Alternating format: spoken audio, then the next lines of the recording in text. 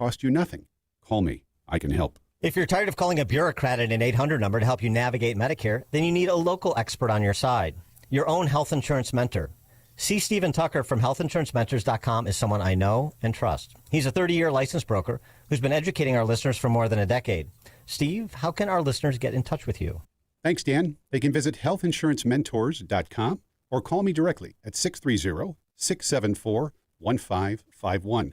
That's 630-674-1551. I'm attorney Stephen Leahy. If you're a business owner with unfiled tax returns, tax season is not your friend. This is when the IRS turns up the heat. They match 1099s. They review payroll filings. They compare bank deposits. And when returns are missing, they don't send you a warning. They take action. Penalties stack up fast. Liens become public. Bank levies can drain your account. I see it every year.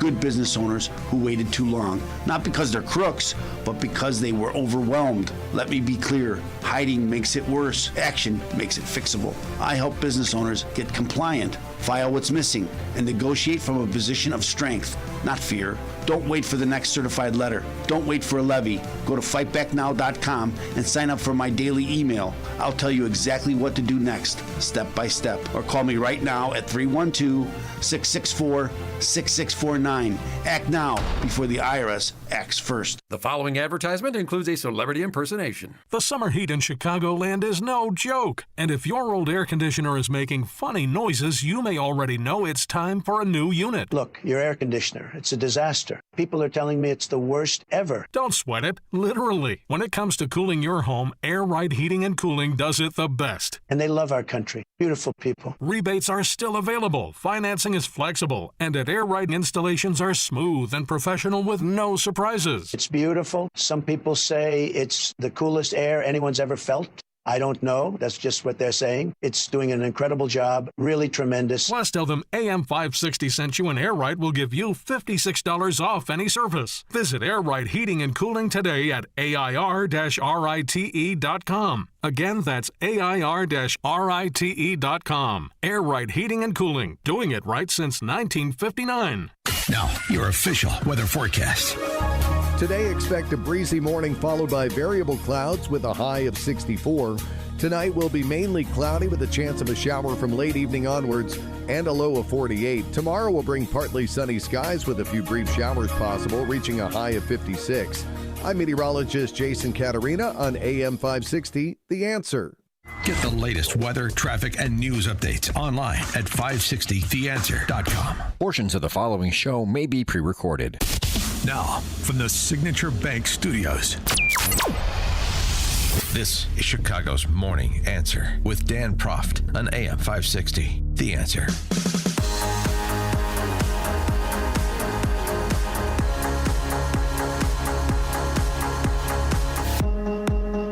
Top of the morning, Dan Proft here, and Caroline Leavitt yesterday, the White House spokeswoman, whose maternity leave is imminent, I believe, but she's still on the job.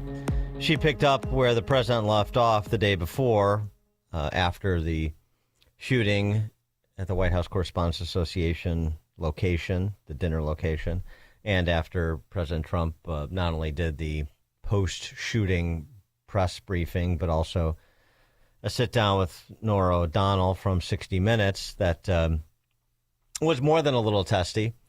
In fact, just to digress for a moment, after she read the portion of the shooter's quote-unquote manifesto where he regurgitated the ad hominem you hear routinely from, you know, the D.C. press corps, neo-Marxist office holders, academics, and others. After that, go ahead, read the rest of it. Let's press on here. You know, I could take any event having to do with security or anything else. I can always find fault. Those guys did a good job last night. They did a really good job. I mentioned that because, again, as his motive, and you brought this up, he had social media accounts that had anti-Trump and anti-Christian rhetoric. You should read. Why don't you read all the anti-Trump? Why don't you read it? You just did, so why don't you read it? Well, he had a lot of anti-Christian rhetoric. He was part of a group called the Wide Awakes. He had attended a No Kings protest in California. No Kings. Yeah. What did security tell you about what may have been his motives? The reason you have people like that is you have people doing no kings. I'm not a king. What I am, if I was a king, I wouldn't be dealing with you. Yeah, okay. Caroline Levitt picking up where the president left off there, talking about the shooter's manifesto and how, as I was suggesting and did yesterday, it's indistinguishable from what we hear as a matter of routine from critics of President Trump that can't engage on the level. I mean, again, it was rapist and pedophile and traitor. So it's Epstein, the civil suit from E. Jean Carroll, and the Russian collusion hoax. That's how they come up with that mantra that the shooter just simply repeated. He must have been watching a lot of CNN. When you read the manifesto of this shooter, ask yourselves, how different is the rhetoric from this almost assassin than what you read on social media and hear in various forums every single day? The answer, if you're being honest with yourself, is that there is no difference at all. Much of the manifesto of the would-be assassin is indistinguishable from the words that we hear daily from so many. And she went on to provide some of the receipts. Now, some examples she gave, I think, are a bit of a stretch, but others are not. It's not just the media. It is the entire Democrat Party has made their pitch to voters across the country that Donald Trump poses an existential threat to democracy, that he is a fascist, and that they compare him to Hitler. I mean, these are despicable statements that the American people have been consuming for years. And so many mentally perturbed individuals are led to believe these words are truth and then are inspired to act on it. I have a whole host of examples that we can share with you after. It is pages and pages of major Democrat Party elected officials saying, such as Rep. Hakeem Jeffries just this month said, "We are in an era of maximum warfare everywhere all the time." Governor Josh Shapiro said heads need to roll within the administration. Yeah, Senator Alex Padilla said people are, quote, dying because of fear and terror caused by the Trump administration. Senator Elizabeth Warren, President Trump is making the country look like a, quote, fascist state.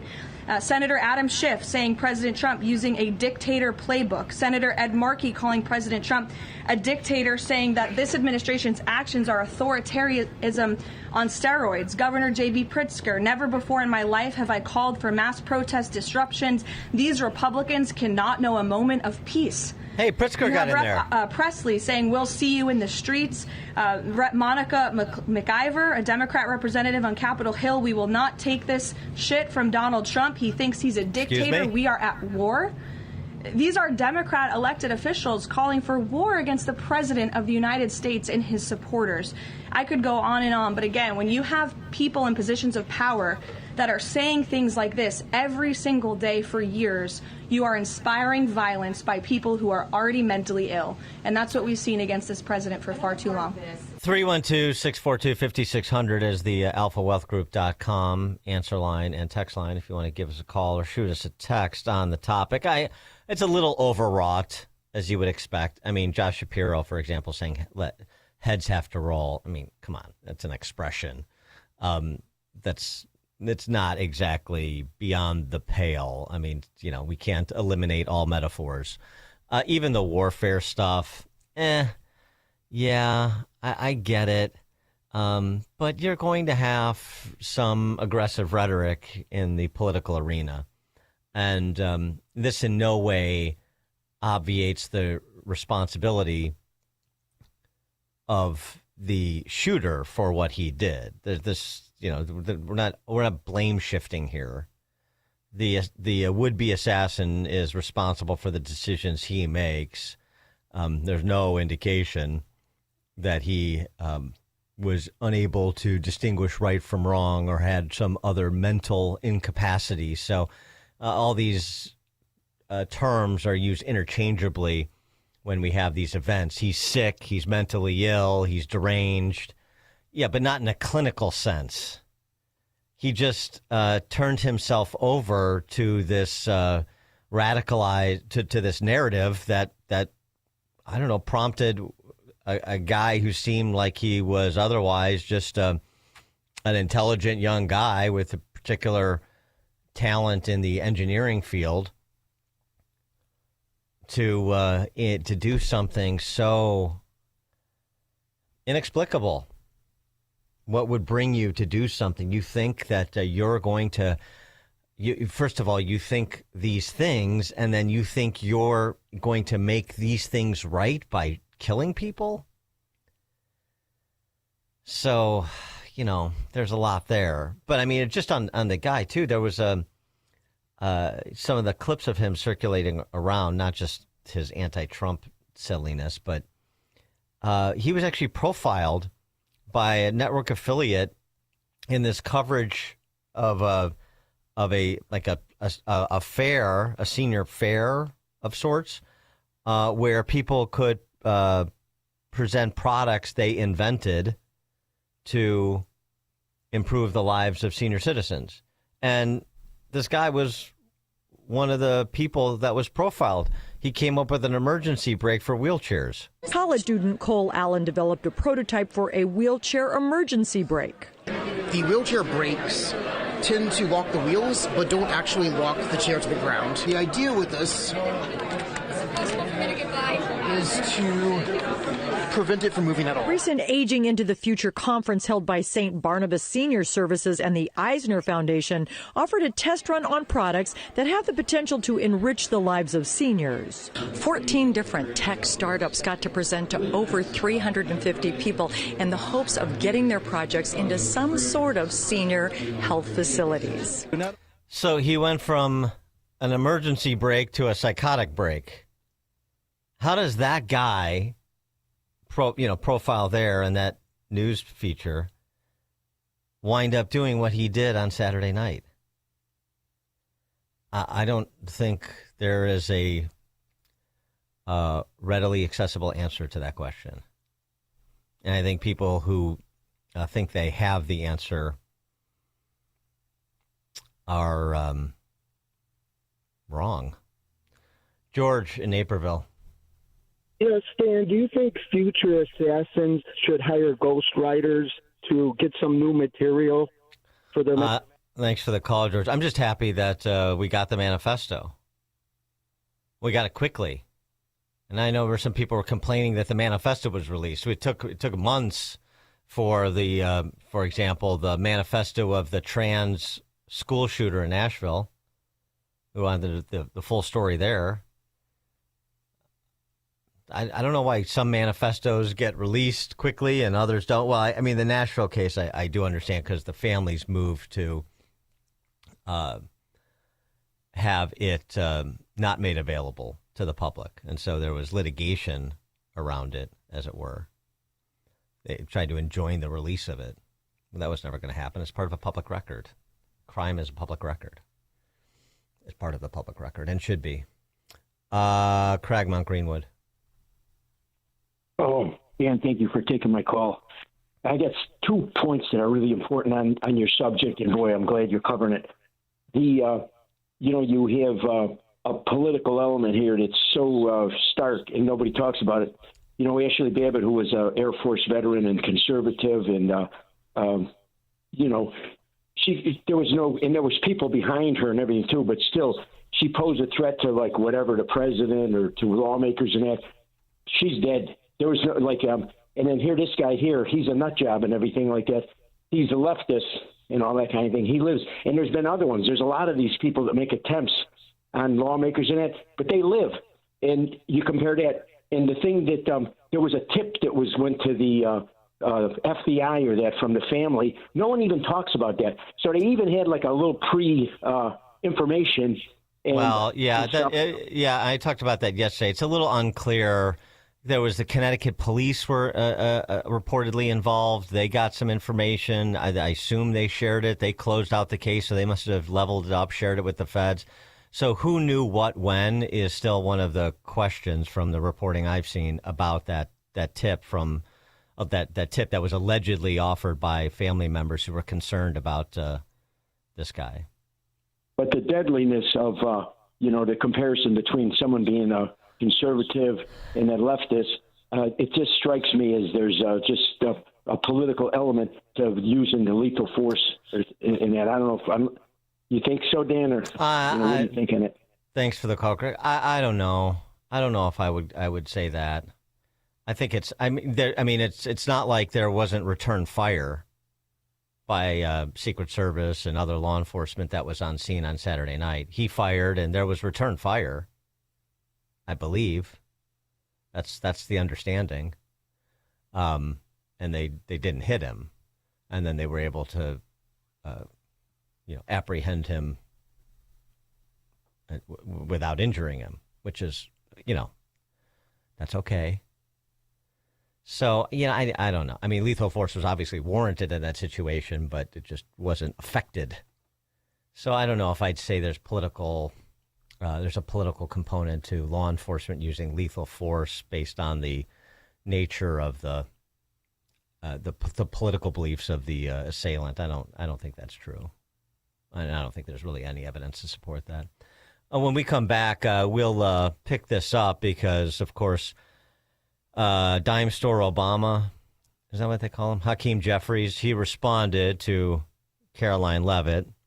And then, more importantly, it's one thing for Donald Trump to want Jimmy Kimmel off the air. It's a whole nother thing for Melania Trump to want him off the air. The battle has been joined on Jimmy Kimmel. 5:38. Now we check the headlines. Good morning. It is 53 degrees here in Chicago on AM 560 The Answer. I'm Stace Keene in the QC Kinetics newsroom. A woman has been charged with lying in order to purchase a gun that was used to kill Chicago police officer John Bartholomew over the weekend. Prosecutors say Olivia Burgos lied about her place of residence and about her illegal drug use in order to buy the weapon. 26-year-old Alfonso Talley has been charged with murdering Bartholomew and critically injuring his partner. CWB Chicago reports that Talley is a 7-time convicted felon who was listed as an absconder by the Illinois Department of Corrections. The 7th Circuit U.S. Court of Appeals has upheld former Illinois House Speaker Michael Madigan's conviction on 10 counts of public corruption. That ruling came down yesterday after Judges Frank Easterbrook, Nancy Maldonado, and Michael Scudder all heard oral arguments in the case earlier this month. This report is sponsored by Straight Talk Wireless. Every now and then you'll find a deal that actually feels like a win. With Straight Talk Wireless, you get more and pay less. Now that's a good deal. No contracts, no credit checks, no surprises. All on Verizon's 5G network. Find it in the same place you've always found straightforward prices, exclusively at Walmart and straighttalk.com. Looking for a powerful way to support your immune system? Now's your chance to win a free bottle of Virago, the immune enhancement cocktail made with 23 science-backed ingredients, including vitamins, minerals, antioxidants, and natural nutraceuticals designed to support your body's natural defenses. 10 winners will each receive a free bottle. Hey, don't miss your shot to boost your wellness routine. Enter today at 560theanswer.com/immune. That's 560theanswer.com/IMMUNE. We work a lifetime to build a legacy for our families, but the most enduring gift you can give them is the peace of mind you provide when they need it most. When you pre-plan your arrangements at Catholic Cemeteries of Chicago, you replace the weight of uncertainty with the gift of clarity. Secure today's costs and protect your family from making emotional and financial decisions at the time of need. It's a final act of love they'll never forget. Visit CatholicCemeteryChicago.org or call 708-236-5407. For 25 years, Applied Mechanical Sales has kept Chicago's commercial buildings warm and running smoothly. From schools and churches to high-rises and hotels, they provide the boilers, water heaters, and exhaust systems that contractors and engineers count on. Whether it's a replacement project or a new construction, Applied Mechanical helps you select the right equipment, standard or high efficiency, for your specific application. What sets them apart? They match the right Camas equipment to your building's exact needs, so it performs flawlessly through Chicago winters for the next 15 to 20 years. And they don't disappear after installation. Applied Mechanical ensures your systems run at peak efficiency year after year. Are you a degreed mechanical engineer looking to lead a growing sales team? They'd love to talk to you. Schedule a site visit and boiler assessment at AppliedMechanicalSales.com. That's AppliedMechanicalSales.com. You need to be tuning into the Retirement Success Blueprint with Michael Stewart, the radio companion to the Amazon best-selling book, Success Blueprint, How to Build the Retirement You Deserve. Each week, Michael shares strategies designed to help reduce market risk through income-generating investments that can provide steady returns. Because if you can avoid a big loss, you don't need to take big risks. Catch the Retirement Success Blueprint with Michael Stewart, Saturday mornings at 10, right here on AM 560 The Answer. Epic parties start at Staples. Now you can grab Party City balloons, decorations, and tableware, plus matching custom invites, banners, and more right at Staples. That was easy. Now, your official weather forecast. Today, expect a breezy morning followed by variable clouds with a high of 64. Tonight will be mainly cloudy with a shower possible late in the evening with a low of 48. Tomorrow will bring partly sunny skies with a chance of a brief shower or two reaching a high of 56. I'm meteorologist Jason Caterina on AM 560, The Answer. Get the latest weather, traffic, and news updates online at 560theanswer.com. This hourly segment is brought to you by Goldilocks, offering smart security systems to homes and businesses. Call Goldilocks at 708-889-5600. Now, from the Signature Bank Studios. If you're looking for the latest news, insight into what it means, and the sharpest opinion, there's only one station in Chicago where you can turn, and it's this one. We're AM 560, The Answer. Top of the morning, Dan Proft here. Picking up where Caroline Levitt left off, talking about the intemperate rhetoric of neo-Marxist party office holders. Beyond bellicose to not just threatening, but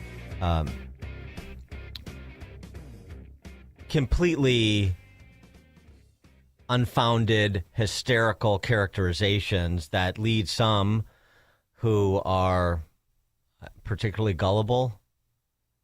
I don't know exactly how to describe them. Somebody like Saturday Night Shooter leads some who are particularly gullible or tenuously connected to reality to believe that President Trump represents a totalitarian takeover of America, and that he's killing people, and that our democracy's at stake, and somebody needs to do something like assassinate the president. But I mean, again, she didn't mention it, but I mean, Senator Chris Murphy from Connecticut last week in Barcelona, America's in the middle of a totalitarian takeover. That's the kind of rhetoric we're talking about that can incite those that are unbalanced and want to do something about it. She mentioned, for example, House Minority Leader Hakeem Jeffries and his call for maximum warfare when it came to the fighting over remapping states.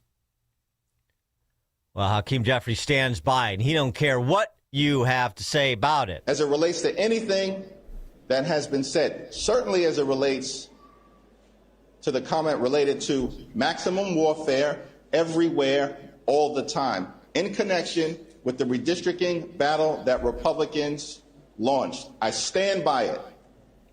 You can continue to criticize me for it. I don't give a damn about your criticism. He's so untalented. He went on to respond directly to Caroline Levitt. I think that what's interesting to me, as you pointed out, is that the so-called White House press secretary, who's a disgrace, he's a stone-cold liar, had the nerve to stand up there and read talking points being critical of statements all taken out of context that Democrats have made, and didn't have a word to say about anything that MAGA extremists have said or done, including providing aid and comfort to violent insurrectionists here at this Capitol on January 6th, who brutally beat police officers. The president then pardoned those violent rioters. Wait, now which is it? Are they insurrectionists or rioters? But that's the attempt to muddy the waters, the both sides argument. no matter what is done or said by the left, and no matter how many times, they just go to J6, and that makes it all okay. Both sides. And so the rising above and suggesting that violence is never appropriate, no matter whether it comes from the right or the left or the center. And we just have a political violence problem, but it knows no particular ideological bent. That's what we're supposed to believe. And then fold in Jimmy Kimmel. We played it yesterday. This was the spoof White House Correspondents Association dinner he did for his show, in which he had, clips of people, quote unquote, in attendance, and then he would have a quip about them. And this was one that garnered the attention of First Lady Melania Trump. Our First Lady Melania is here. Look at Melania, so beautiful. Mrs. Trump, you have a glow like an expectant widow.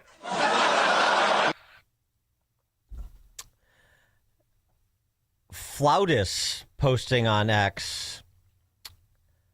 Kimmel's hateful and violent rhetoric is intended to divide our country. His monologue about my family isn't comedy. His words are corrosive and deepens the political sickness within America. People like Kimmel shouldn't have the opportunity to enter our homes each evening to spread hate. A coward, Kimmel hides behind ABC because he knows the network will keep running cover to protect him.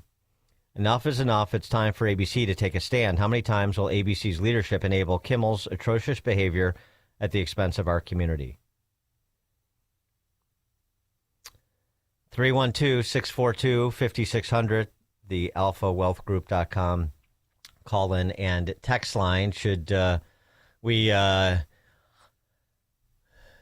invade on the network affiliates to go to network like they did after Kimmel's Charlie Kirk incident, to say we're not carrying Kimmel, and see if ABC will give him a timeout like they did last year after the Kirk assassination? You remember what he did previously, talking about Charlie Kirk's assassination, right? He loves talking about assassinations. It's interesting. We had some new lows over the weekend with the MAGA gang desperately trying to characterize this kid who murdered Charlie Kirk as anything other than one of them, and doing everything they can to score political points from it. In between the finger pointing, there was grieving. On Friday, the White House flew the flags at half staff, which got some criticism. But on a human level, you can see how hard the president is taking this. My condolences on the loss of your friend Charlie Kirk. May I ask, sir, personally, how are you holding up over the last day and a half, sir? I think very good. And by the way, right there, you see all the trucks? They've just started construction of the new ballroom for the White House, which is something they've been trying to get, as you know, for about 150 years. And it's going to be a beauty. Yes. He's at the fourth stage of grief, construction. Demolition, construction. This is not how an adult grieves the murder of someone he called a friend. This is how a 4-year-old mourns a goldfish, okay?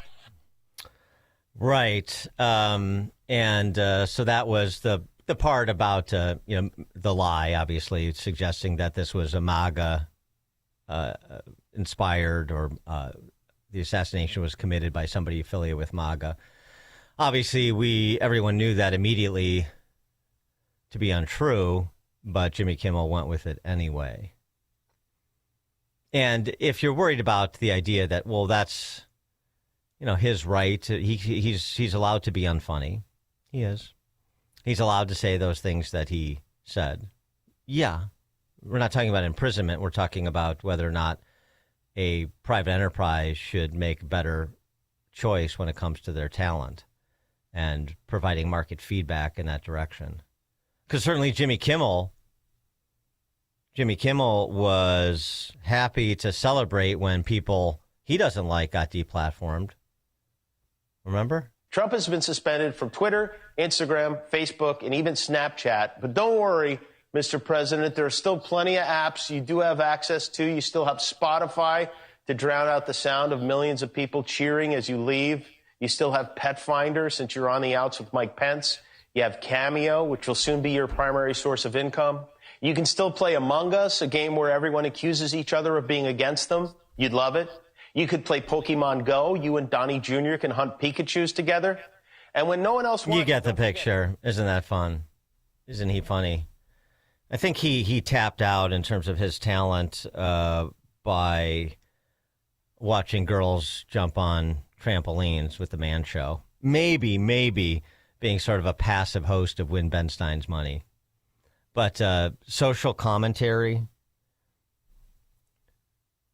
trying to essentially be Dennis Miller, somebody who is knowledgeable about current events and has funny hot takes on it, and entertaining cultural and historical and literary references. That's not Jimmy Kimmel.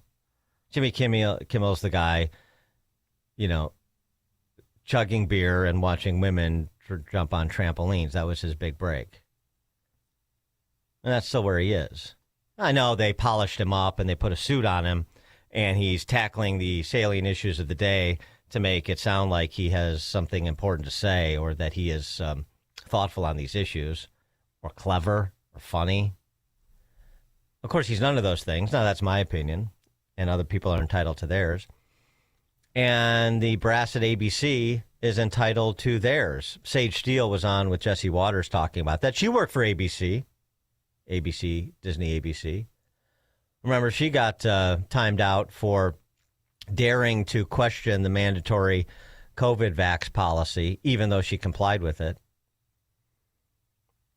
And that was the beginning of the end for Sage Steele at ESPN.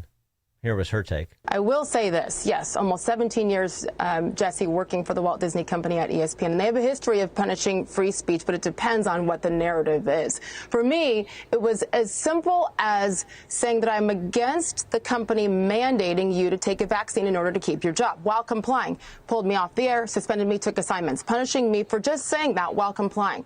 Then you have Jimmy Kimmel, who not only mocks the death of Charlie Kirk, but continuously with the hateful rhetoric, and now crossing the line, I believe, with what he said about Melania and Donald Trump the other day. So here's the thing. Will they? Who knows? Should they? Absolutely. Bob Iger is no longer the CEO of the Walt Disney Company. We know where he stood with his narratives. It was far, far, far left. Josh D'Amaro is the new CEO of the Walt Disney Company. He's been there for about 6 weeks. He has an opportunity now to reset, to say, you know what? Enough is enough. We as a network are not going to contribute to this hateful rhetoric. And he can drop the hammer now. Iger did it after Charlie Kirk, only after what? After affiliates came to him and threatened, basically. That's the only reason why Iger did it, and Jimmy was right back on the air. If you're Josh D'Amaro, this is your chance, not just to send a message to Jimmy Kimmel, but to all of the other talent, to the executives, and most importantly, to the American people, to say we are better than this.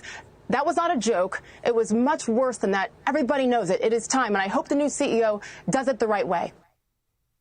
Well, there's always hope. Robert in Bloomingdale, you're on Chicago's Morning Answer. Good morning, Dan. Jimmy Kimmel, I don't give a hoot about Jimmy Kimmel. Donald Trump said that Mark Kelly should be executed for treason. Mark Kelly and Donald Trump swear their allegiance to the Constitution. Now, if somebody does an illegal order under the Constitution, I find that very, very troubling. And I don't think Donald Trump should be threatening for people to say that the Constitution should be followed. In Vietnam, in Abu Ghraib, probably American leaders allowed illegal orders or illegal war crimes to be committed. And the only thing we should commit ourselves to is the Constitution, because that's the only thing in this future of this country could save us. All of this, Jimmy Kimmel is an idiot, and Disney is a private company, Dan. That's all. It's a private company. Let them do I know. I think I just said that, Robert. Thanks for the call. Thanks for reiterating what I said. It's very helpful. I knew somebody was going to bring up the Mark Kelly incident and the others that did that video saying to our enlisted men and women, don't follow illegal orders. What Trump actually said, so I had it at the ready, what he said about that video is, and I'm quoting, "This is really bad and dangerous to our country. Their words cannot be allowed to stand. Seditious behavior from traitors, lock them up, ? He also, and this is where they took they made the jump to say he's calling for the execution of Mark Kelly. First of all, seditious behavior, lock them up, ? It's his opinion that it's seditious. Did he have the Department of Justice arrest them? No. Seditious behavior is punishable by death. Well, that's a fact. You can infer that he's calling for their execution. I don't think that's true. But, I mean, is Trump given to overheated rhetoric? Is he given to ad hominem? Sure, he is. Fine. But that's, again, talking about that in the context of what the real cultural zeitgeist is to miss the forest for the twigs, as I'm fond of saying. This is primarily and fundamentally a leftist-driven phenomenon, because you have neo-Marxist revolutionaries who see political violence as a legitimate means to political ends. One-off comments, even from the President of the United States, or one-off actions like a mob action and rioters and assaulting police officers, that's a one-off event. What I'm talking about here, and what the evidence overwhelmingly suggests, after, by the way, about 30 to 40 years of political speech that I don't like is violence, and political violence, actual violence, is not violence. It's an expression of righteous indignation. It's freeing oneself of the white heteronormative patriarchy incubated on college campuses going back 3-4 generations, at least. I'm not going, I mean, so you can try the false equivalences with me, but the evidence is so overwhelmingly against that effort. It just has to be pointed to and explained again and again, and I'm happy to do it. This is a feature. Violence is a feature of what the left offers this country. Feature. Whether it is through the Safety Act and unleashing the horribles onto law-abiding citizens in places like Illinois, on people like Chicago police officers, or a young woman commuting to and from work on the L, open borders, sanctuary cities, sanctuary states, and unleashing the horribles on, say, an undergrad hanging out with her friends by the lake. It is a feature of their policies and their policy agenda. It's part of the revolution. So you want to play the tit-for-tat game with he said, she said? What about what Trump posted on Truth Social this time? Forget it. Not a leg to stand on. Mike in Union. Yeah, I agree with your comment that Jimmy Kimmel isn't funny. It sounded like a laugh track on the soundbite that you played. Yeah. Secondly, the cancel culture can't handle when they're being called to be canceled. It's the hypocrisy is so thick. It's incredible. So thanks, Dan. Thanks, Mike. Yeah, no, of course, right. For thee, but not for me. That's also a feature. You know, hypocrisy is their privilege because the revolution. And now you have this other iteration of the spin coming out of Saturday night. This is fun. Trump is responsible for the assassination attempts on his life. He's responsible. You want to talk about passing the agency? And Chuck Todd, remember that fair-minded moderator of Meet the Press, journalist? Yeah, right.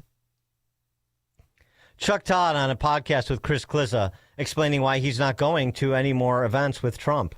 I'm sure Trump will be forlorn upon hearing this. I'm not going to any more events where Trump's at them. I don't feel safe. wherever Donald Trump chaos is, follows him. Chaos follows him. And you are less safe, right? If you decide to go into his orbit, you have become less safe. He does not care about your safety. He's not going to protect you if you go into his orbit, because he's always going to protect himself first. He's more likely to throw you under the bus. What does that even mean? The Secret Service and law enforcement on Saturday were there to protect everybody. The Secret Service and law enforcement at Butler were there to protect everybody. Trump is the assassination attempts on Trump are Trump's faults, are all the fault of Trump. Right. Not the instigators of the chaos around Trump, those who manufacture conspiracies he's accused of being involved in, who, again, mid-totalitarian takeover, fascist, dictator, no kings, all of that. That's not chaos. Looting and rioting and endemic violence to anything where more than three leftists get together, unless they're going to sing a folk song. He's not the only one. Our very own Raja Krishna Murthy, the outgoing congresswoman, had this to say. There's tremendous, as you can understand, concern given the threat levels that are going up in part because of the president and now 3 assassination attempts on him, his very low approval ratings, which unfortunately fuel a lot of disaffection. He needs to get his approval ratings up so that we can reduce the incidence of leftist violence. It's his fault, the assassination attempts on his life. Isn't that good? And if you think that it's not endemic, you're not buying it. I'll just continue to pile up the evidence. Here's Taylor Lorenz, former staff reporter, Washington Post, New York Times, friend of Hassan Piker, talking to CNN about Luigi Mangione, the assassin who killed the United Healthcare CEO. Some journalist is actually speaking to the anger that we feel. The women who gather outside court in New York. So you're going to see women especially that feel like, oh my God, right? Like here's this man who's revolutionary, who's famous, who's handsome, who's young, who's smart. He's a person that seems this morally good man, which is hard to find. Yeah, I just realized women will literally date an assassin before they swipe right on me. That's where we are. Well, leftist women will, because they find somebody who assassinated a CEO to be a morally good man. It's now 6 o'clock on AM 560 WIND Chicago. He's charged with attempting to assassinate the president.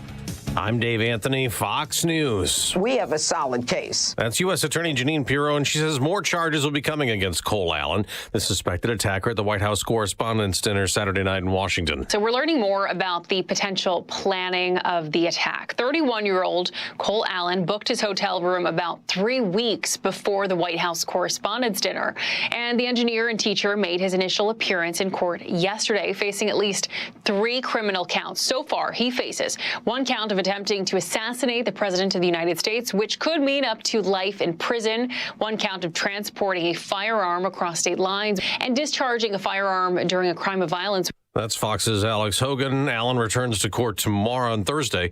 There's a renewed focus on political rhetoric. Senior advisor to First Lady Melania Trump, Mark Beckman, just told Fox Jimmy Kimmel should be terminated from ABC. The day after the First Lady posted on X, Kimmel's hateful and violent rhetoric is corrosive. Upset over a Kimmel monologue last week before the White House dinner attack, joking about the Trump's marriage, saying the First Lady has the glow of an expectant widow. Well, Kimmel responded on his show last night that it was not a call to target the president. Obviously was a joke about their age difference and the look of joy we see on her face every time they're together. It was a very light roast joke about the fact that he's almost 80 and she's younger than I am. Kimmel was suspended briefly last year over comments related to Charlie Kirk's assassination. President Trump is reportedly dissatisfied with Iran's offer to reopen the Strait of Hormuz if the U.S. ends a blockade on its ports and delays nuclear talks. Secretary of State Marco Rubio tells Fox, I hope that in the aftermath of this conflict, the whole world's eyes have been opened to the threat Iran poses. Oil prices rising 3% this morning. At the gas pump, a 6-cent surge today. AAA's national average for regular $4.17 per gallon, the highest price since the Iran conflict started. America's listening to Fox News. Good morning. It is 53 degrees here in Chicago on AM 560 The Answer. I'm Stace Keene in the QC Kinetics newsroom.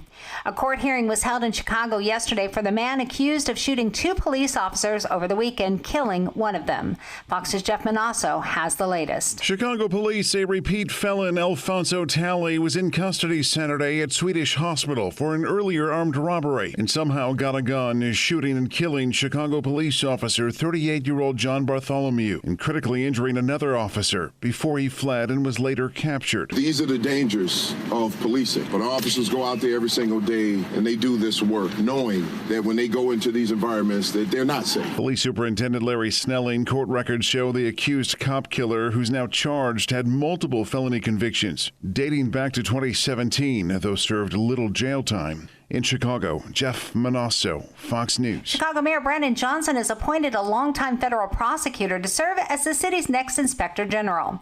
David Gluckner spent more than 24 years in Chicago's U.S. Attorney's Office, including 11 years when he led the office's criminal division. Current Inspector General Deborah Weitzberg has served in the role since 2022, but she decided not to seek another term. And speaking of Chicago Mayor Brandon Johnson, he signed the Peacebook executive order to create the city's first permanent year-round youth peacekeeping program over the weekend.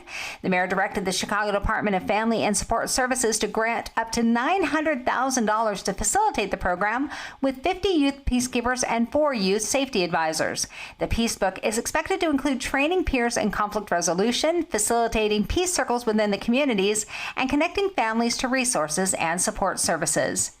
News is a service of American Beam and Steel, structural repair licensed contractors for your home and business. Search for American Beam and Steel online to schedule your consultation directly with the owner, Mark. American Beam and Steel. A check of the roads is coming up in 2 minutes on AM 560 The Answer. For over a decade, AM 560 has marked the start of summer with a night of cigar smoking and great conversation. And this year, we're proud to welcome the editor-in-chief of Breitbart News to Cigar Night. He's Alex Marlowe, and he'll join AM 560's Dan Proft and Sean Thompson on Tuesday, May 19th at Gobridge Farm in Pingree Grove for a night you won't forget. Tickets are on sale now at 560theanswer.com/cigar. That's 560theanswer.com/cigar. Sponsored by Donley Auctions. Sign up for the AM 560 Answer Advantage to get early alerts on event ticket sales, special discounts, and contest opportunities. Sign up today at 560theanswer.com/advantage. Each morning, the newsmakers and the newsbreakers shaping today's conversation are heard on the AlphaWealthGroup.com answer line on Chicago's Morning Answer. When you need answers about what's happening in your world, you turn to AM 560 The Answer. And when you need answers about how to prepare for and protect your retirement, you turn to the Alpha Wealth Group, now the proud sponsor of the AM 560 Answer line, right here on Chicago's source for news, opinion, and insight. AM 560 The Answer. For 250 years, Americans have believed in one powerful idea. We were meant to live free, free to pursue our future, work hard, free to move, free to enjoy life without being held back. But if everyday aches and pains are slowing you down, it might be time to declare your independence from pain. I tried everything and anything to help me get rid of my pain, and nothing freed me. It just masked the pain, and the side effects diminished my quality of life. I'm sure you have been there if you have real bad pain. Relief Factor is a 100% drug-free, research-based formula that is designed to help your body fight inflammation, one of the root causes of pain. And it is not a quick fix or a temporary mask. It works from the inside out, at the source. Relief Factor. It was created for people to get back to living their life on their terms. Is that you? Walking, working, exercising, enjoying the moments that matter? This year, as we celebrate 250 years of American independence, take your stand for your own freedom. Declare your independence from pain. Try Relief Factor today. $19.95, 3-week quick start. Ready for you right now. Visit relieffactor.com, 800-4-RELIEF. Town Hall News, where conservative voices cut through the noise from breaking headlines to fearless opinion. We report what matters without apology. Written by people who actually believe what you believe. Town Hall tells the stories the corporate press buries, from President Trump to Capitol Hill, from pivotal elections to your everyday lives. Join the movement at townhall.com. Real stories, real reporters, real conservative media. On Salem News Channel, principled voices are shaping today's conversation. Scott Jennings brings clarity to the toughest debates. Josh Hammer's blistering commentary puts politics and culture on trial. And Alex Marlowe's insight connects us to what matters most. Watch anytime on Samsung TV Plus, Pluto TV, or find us on your screen at snc.tv. 3 new shows, 1 powerful lineup. Salem News Channel, across America. Gain insight into building strong marriages and raising godly children with Focus on the Family with Jim Daly each weekday at 11:30 a.m. on our sister station, AM 1160. Hope for your life.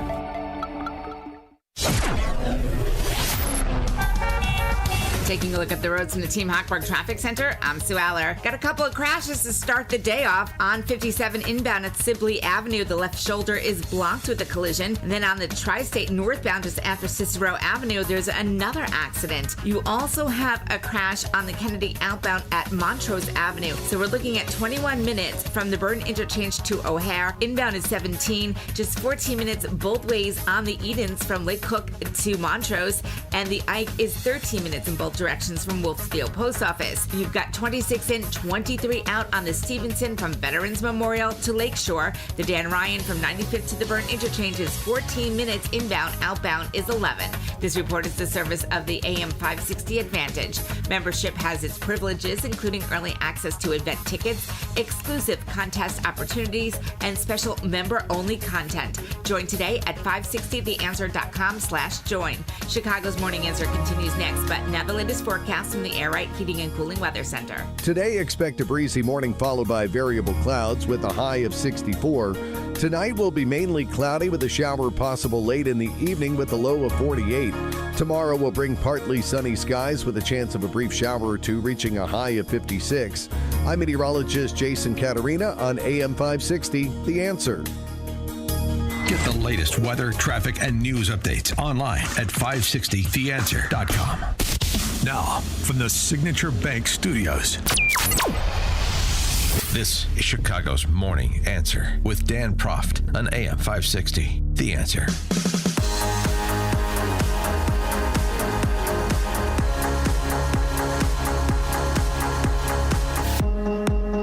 Top of the morning, Dan Proft here. I got some great news. The cop killer, the 7-time convicted felon, parole absconder, electronic monitoring escapee, who added cop killer to his resume over the weekend, this time he's being held over for trial. This time he's in custody. Pretrial detention. Hooray for the Safety Act. 312-642-5600, alphawealthgroup.com, answer line and text line. Appearing in court yesterday, prosecutors offered some color on what happened over the weekend, but not completely. So again, it starts with he and an accomplice robbing a Family Dollar in Albany Park and pistol whipping an employee. They tracked some of the money that was stolen, had GPS. So they caught up with this guy, this 7-time convicted felon, with pending felony cases, released again and again by Judge John Like. We'll get to him. More on him. Again, he claimed to have swallowed drugs. So at that point, 2 officers escorted him to Swedish Covenant Hospital in Ravenswood. And this is something he had done, as I talked about yesterday, previously. This little ruse to try to get some opportunity to escape, clearly. As he was being prepared for the CT scan, he was stripped of his clothes, but was apparently able to keep a blanket over him. As soon as one of the officers uncuffed him, prosecutors said he reached under the blanket where he had a gun, shot one officer in the head, then turned and shot the second officer in the face before shooting out a hospital window to escape. Prosecutors did not say how he got the 10-millimeter handgun into the hospital. So that's still a pending issue. Officials with Endeavor Health, the hospital owner, says security wanted him as he entered the hospital and nothing was detected. And as I told you yesterday, one of the things that has to be asked is, was that security wand working? Was the battery charged? A cop friend of mine told me oftentimes the equipment is shoddy. Because how does he get wanded and you don't pick up a gun on his body? Unless the gun in question was one that he somehow wrestled away from an officer, but that was not indicated by prosecutors. So there's still questions about that. I know that's not the most important thing, but we do want the whole story here. As I said yesterday in our conversation with Gene Roy, former head of detectives chief of detectives for CPD, because just for best practices, as a cautionary tale, if a mistake was made, boy, this is how dangerous some of these mistakes can be. Not detracting from this guy and the larger issues, but it's just part of the story. That's all. The other part of the story is, of course, he should have never been on the street. Should have never been on the street. And thanks to CWB Chicago's reporting, we get a little bit more color on how the hearing went down in December, where he was released again by Judge John Like. 4 repeat violent offender convicted, 4 pending felony cases, and he was released on electronic monitoring in December by Judge John Like. And this was above the strenuous objections of prosecutors.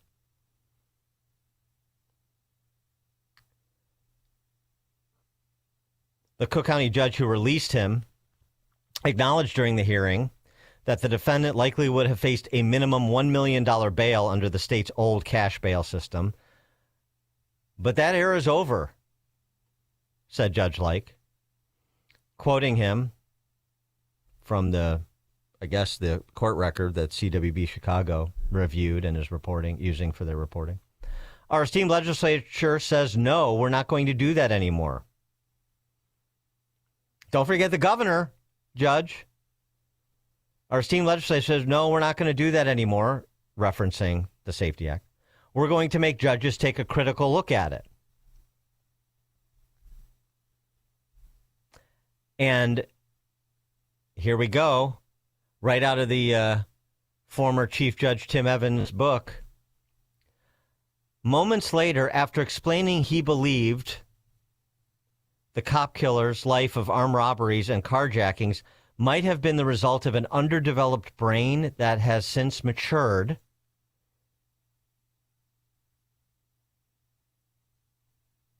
Judge Like decided to let him go home on an ankle monitor. Judge Like noted, however, it was, quote, over the state's rigorous objection,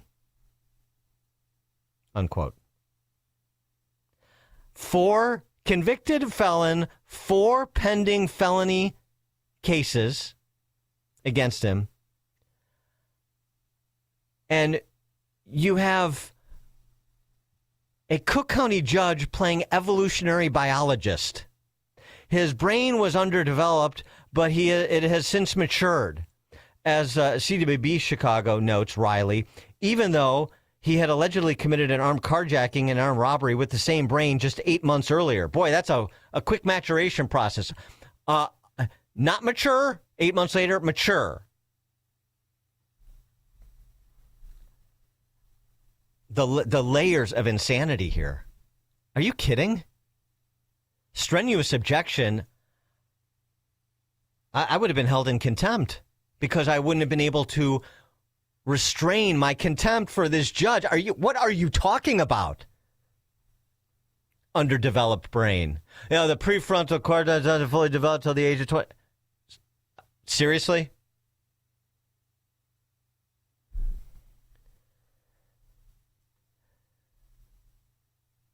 His record going into that hearing, 5 prior convictions, including 4 aggravated robberies and a conviction for being a felon in possession of a firearm.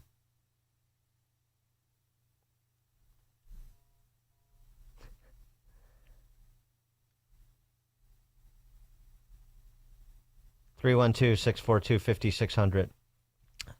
The public defender was apparently very persuasive. See if this persuades you.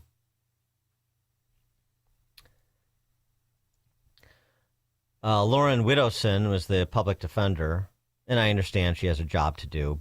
That's fine. This is on the judge. She said he's completed 8 courses. Oh, those must have been those Truman College courses that he was given wide latitude by the judge to be away from home for, many hours during the day while on electronic monitoring, before he disappeared. He's completed 8 courses, said the public defender. Particularly, he has completed the Rewire program, anger management, how to deal with stressful life events, how to avoid an opioid overdose and fentanyl, and how to test for it in drugs. She said he has strong family support, had become a father on October 8th when his daughter was born while he was in jail. Oh, and by the way, we found out yesterday a former girlfriend is being charged with making a straw purchase for him to get a straw purchase in Indiana to get of a gun to give to her boyfriend at the time, this cop killer. So she's been charged too, as well she should be. So he's become a father. So now he's a buttoned down gentleman. The judge, who had seen this guy in court for more than 2 years, about 2 years at the time. The court has had an opportunity to watch him. I've seen attitude adjustments. He came in this court in 2023 extremely angry, mad at the world for the most part. The mere fact that he has 4 pending cases is egregious in and of itself, and it may, in certain instances, shock the conscience. But the judge said his prior crimes occurred when, quote, from a physiological standpoint, his brain wasn't fully developed, adding that he used his 8 months in custody constructively and that fatherhood could be life-changing. Or not. Quoting the judge, it appears his mind is finally developing and he may be on the path to making better decisions. When children are born, that tends to change a lot of folks and make accountability in your decisions a bit more poignant and a little bit more real because you have a little human being relying on you and you take care of them. The court cannot find that the state has met its burden by clear and convincing evidence that there is no condition or combination of conditions that this court can impose to protect any person or persons in the community when weighing everything with a fresh set of eyes and understanding. Over the state's rigorous objection, the defendant's motion for electronic monitoring is granted. Defendant will be released on electronic monitoring.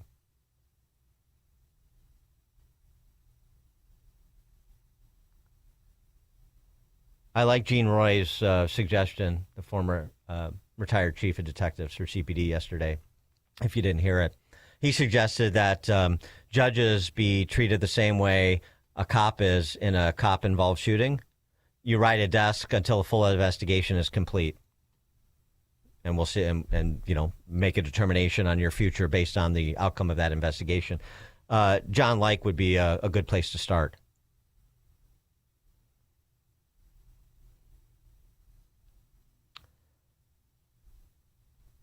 Susie, North Side, you're on Chicago's Morning Answer. Good morning. So from what I heard, a couple of the cops in 17 said that he hid his gun under the fat fold of his belly. Mm-hmm. That's where he hid the gun. Possible. Yeah, I mean, that's possible. I heard that. I heard the backside. Thanks for the call, Susie. I don't know how effective those wands are. If he indeed was wanded, I know the hospital's saying that for the purposes of, I'm not accusing them of not telling the truth. I don't know what the truth is, but they're going to say that immediately, thinking about indemnification, at least in part. And I don't know if those wands are effective in picking up a gun, if it's folded over skin or in a crevice, not to be graphic. I don't really want to think about the pictures I saw of this guy. But yeah, I don't know. But I mean, that has to come out, and we have to understand what happened. I would think police will want to understand what happened too, if they don't already. Matt in Oak Lawn. Hey, good morning, Dan. Think of the movie Jaws. I know you're a big movie buff. When the old woman walks up to Chief Brody and kind of in front of everybody in the town just slaps him in the face and the shame that he felt. Yeah.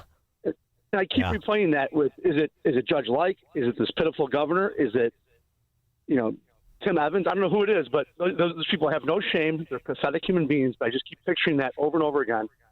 And the shark, there's another shark out there. This was a month ago we were talking about this. Here we are now. They got to get their act together. Thanks for the call, Matt. Oh, and so he shouldn't have been let out on electronic monitoring. But then when he was, the electronic monitoring has been overhauled. New Chief Judge Charlie Beach overhauled that. That's a first order priority as soon as he took over from Tim Evans. And he did it. And he made a press release announcing the changes that were made, the protocols, and so on and so forth. So what happened here? As CWB Chicago reporting again here, when Beach took over, December 1, he said, overhauling the electronic monitoring program. Because, people were a little riled about it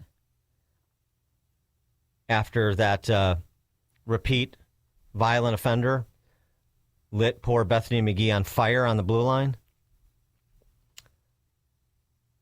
Why he was on electronic monitoring? What was 60 arrests? I'm going from memory. No. Why? Because you've got people like John Like on the bench. That's why. Under the updated protocols, all major violations of electronic monitoring will be returned to court for judicial review within 24 hours on both weekdays and weekends. Beach also announced he was lowering the threshold for what constituted a quote-unquote major violation from unauthorized absence of 48 hours to just 3 hours. Well, how is that working in practice? Oh, we're just playing press release politics like we do in Chicago and Illinois? Well, they sent out a press release announcing this is how it's going to be. So, they learned from Obama this trick. Just send out a press release. This is my vision. This is how it's going to be. Don't worry about the implementation. No need to come and check back to see if this actually is effective. If this is delivering on what I promised it would deliver. Now, we did the press release. We're doing this. We're doing that. It's going to be great. Feel free to disengage.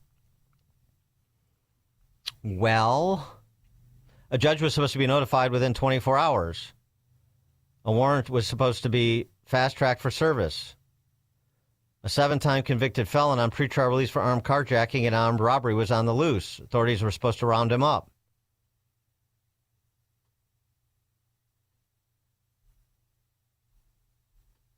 That didn't happen. None of it.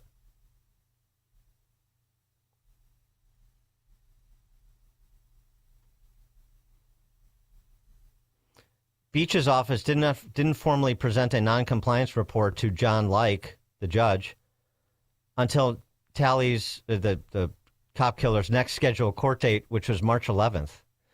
That was more than 48 hours after both his ankle monitor died and his major violation ended. He didn't show up on March 11th and wasn't seen by authorities again until Saturday, when he murdered a Chicago police officer and gravely wounded another, who, by the way, please continue to keep him in your prayers because he is still clinging to life from what John Catanzara said yesterday and what I've heard as well. So how do you like your criminal justice system in Cook County and in Illinois? Because this is the SAFE-T Act. It's statewide now. We're scaling what Tim Evans and Kim Foxx were doing in Cook County, and we made it statewide thanks to Pritzker. And all those suburban legislators in the collar counties, all those suburban neo-Marxist legislators the collar county sent down to Springfield. Congratulations. All those neo-Marxist roll call votes. Those sentimental barbarians that populate Naperville and Glen Ellen and Lombard and River Forest and Hinsdale, Barrington. Well, the Barrington, I guess, still has a couple of Republicans. So, Palatine, Schaumburg. Obviously, the North Shore.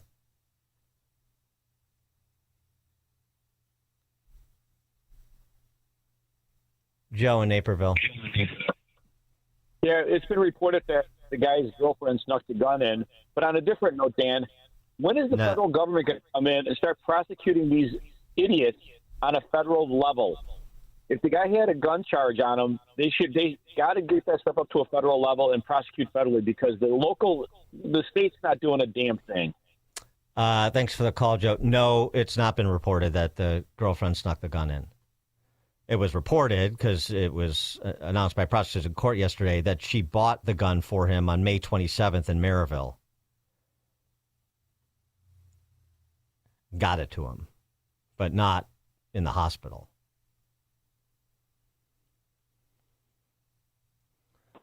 Tom in Oswego.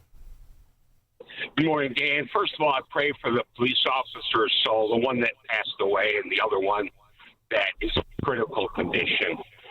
The more I listen to the news, this isn't just local.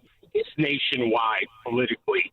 And my kids, they're suffering for it. I can deal with it. I'm 65. I don't have far to go until retirement. But the more I listen to these politicians, Hakeem Jeffries and some of these individuals, they don't care what happens to us. We could be dead. We could be murdered. It doesn't matter to them as long as they retain power and control. That's all they're after, and that's locally, here with our mayor, any prosecutors, judges. You know, I know a lot of individuals that are pretty successful people in the business world, and I just can't even see eye to eye with them anymore, the things that they think about and how they act in their lives. I've never seen it this bad before, and I'm not sure how we bridge this divide, and I really think our country is tearing itself from the inside out. It's a shame. Thanks for the call, Tom. You want to hear something? This surprised me. There's some recent polling out on the 2027 prospective mayoral field. What do you think BLM Brandon's fave-unfave numbers are? I know people will remember, Crane's survey from a year ago or so, 6%, and everybody ran around saying 6% approval rating, 6% approval rating. Nobody likes this guy. Suffolk University Chicago Tribune poll this month. He's not that far upside down. Favorable, 34%. Unfavorable, 44%. Undecided, 14%. Undecided. Brain dead, 14%. Never heard of, 9%. So there's 23% of those surveyed, which I think is a representative sample, that basically there's no brain function. Nothing is happening above the neck. Okay, so you knock out that quarter of the Chicago electorate, and then those that have, some basic awareness of their surroundings and their political leadership. 34-44. Not nearly as bad as you thought it was, is it? Which is a good indication that it's not nearly as bad as it's still going to get. Unless Dan Proft, Chicago's Morning Answer. before you see it on TV, share it on Facebook, or read about it in the paper. Hear it here first. This is Chicago's Morning Answer on AM 560. The Answer. Are you 65 or older and dealing with chronic knee or shoulder pain? You're not alone. At the Joint Relief Institute, we've helped thousands find real relief without surgery. Our non-surgical, FDA-approved treatment uses hyaluronic gel that acts like a cushion between the bones in your knee. As we age, the cushion naturally wears down, causing painful grinding and popping. But our gel restores that cushion, allowing your knee to move smoothly again. Ready to stop the pain and get back to doing what you love? Call the Joint Relief Institute at 708-315-6800. Again, that's 708-315-6800. Move better, live better with JRI. Move better and live better with JRI. Contact the Joint Relief Institute today and get back to doing what you love. Call 708-315-6800 or visit jointreliefinstitute.com. Locations in Glenview, Oakbrook, and Orland Park. Call 708-315-6800. Medicare and most private insurance plans accepted. Reclaim your mobility with the Joint Relief Institute. AM 560. The Answer.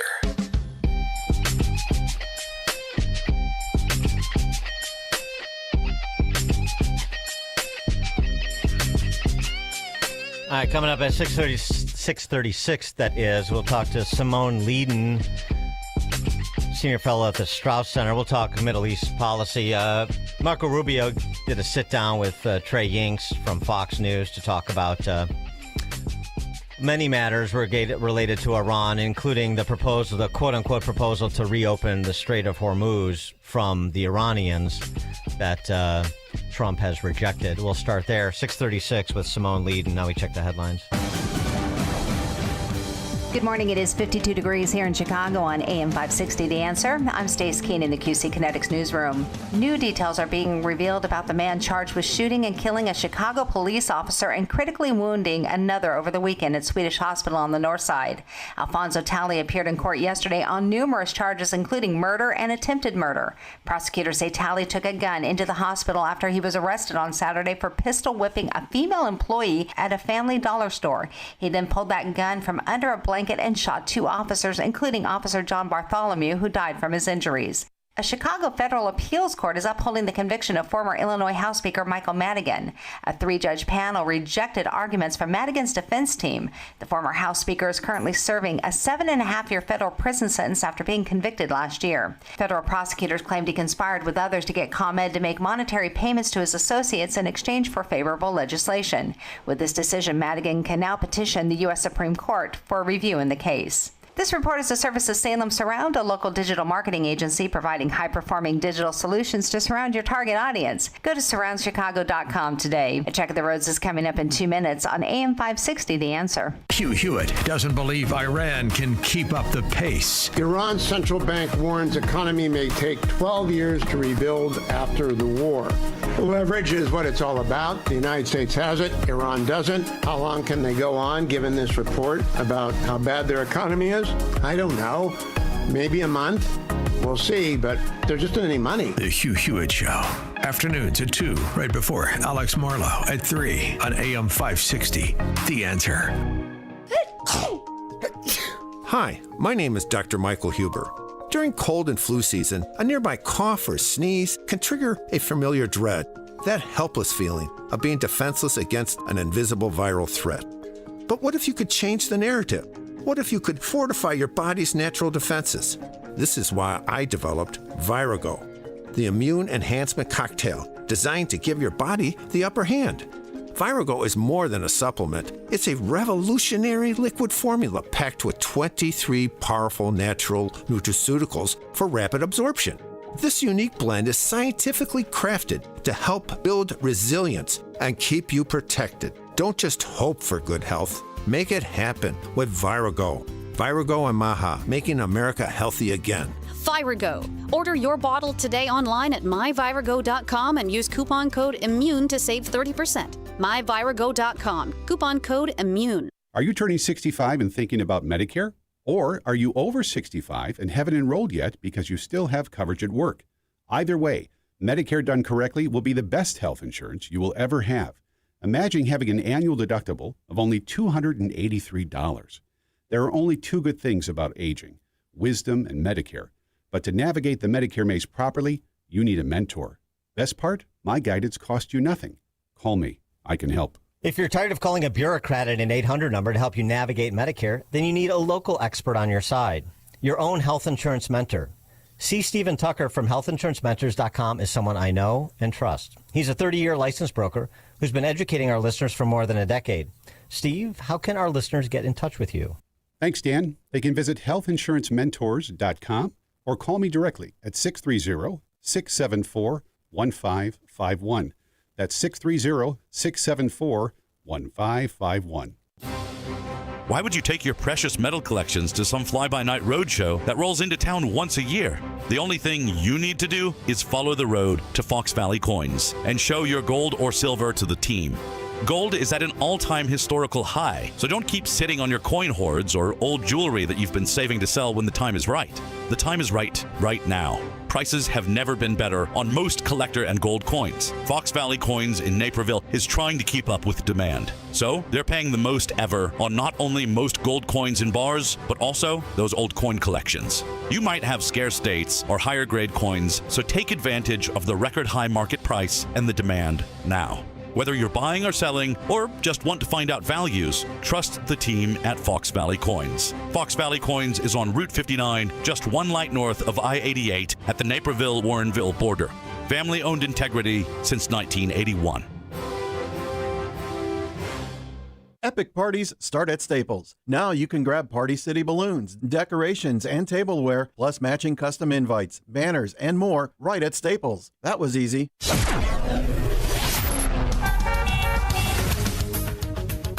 Taking a look at the roads from the Team Hochberg Traffic Center, I'm Sue Aller. Still loaded up on the Tri-State northbound by Cicero Avenue with a collision, but in great shape on the Edens from Lake Hope to Montrose, just 15 minutes both ways, 22 minutes in both directions on the Kennedy from O'Hare to the Burn Interchange. You're looking at 24 minutes inbound on the Ike from Wolf to the old post office. Outbound is 13. The outbound Stevenson slows down with a crash at Willow Springs Road, so 23 minutes from Lakeshore to Veterans Memorial. Inbound is 31. You've got 20 in, 11 out on the Dan Ryan from 95th to the Burn Interchange, but watch out for a breakdown in the left lane in the express lanes.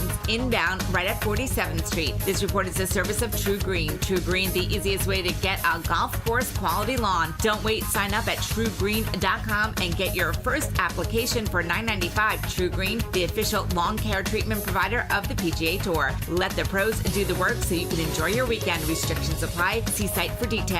Chicago's Morning Answer continues next, but now the latest forecast from the Air Right Heating and Cooling Weather Center. Today, expect a breezy morning followed by variable clouds with a high of 64. Tonight will be mainly cloudy with a chance of a shower from late evening onwards and a low of 48. Tomorrow will bring partly sunny skies with a few brief showers possible, reaching a high of 56. I'm meteorologist Jason Caterina on AM 560, The Answer. Get the latest weather, traffic, and news updates online at 560theanswer.com. Now, from the Signature Bank Studios. Only the biggest stories, only the biggest guests, and only the biggest opinions. This is AM 560, The Answer.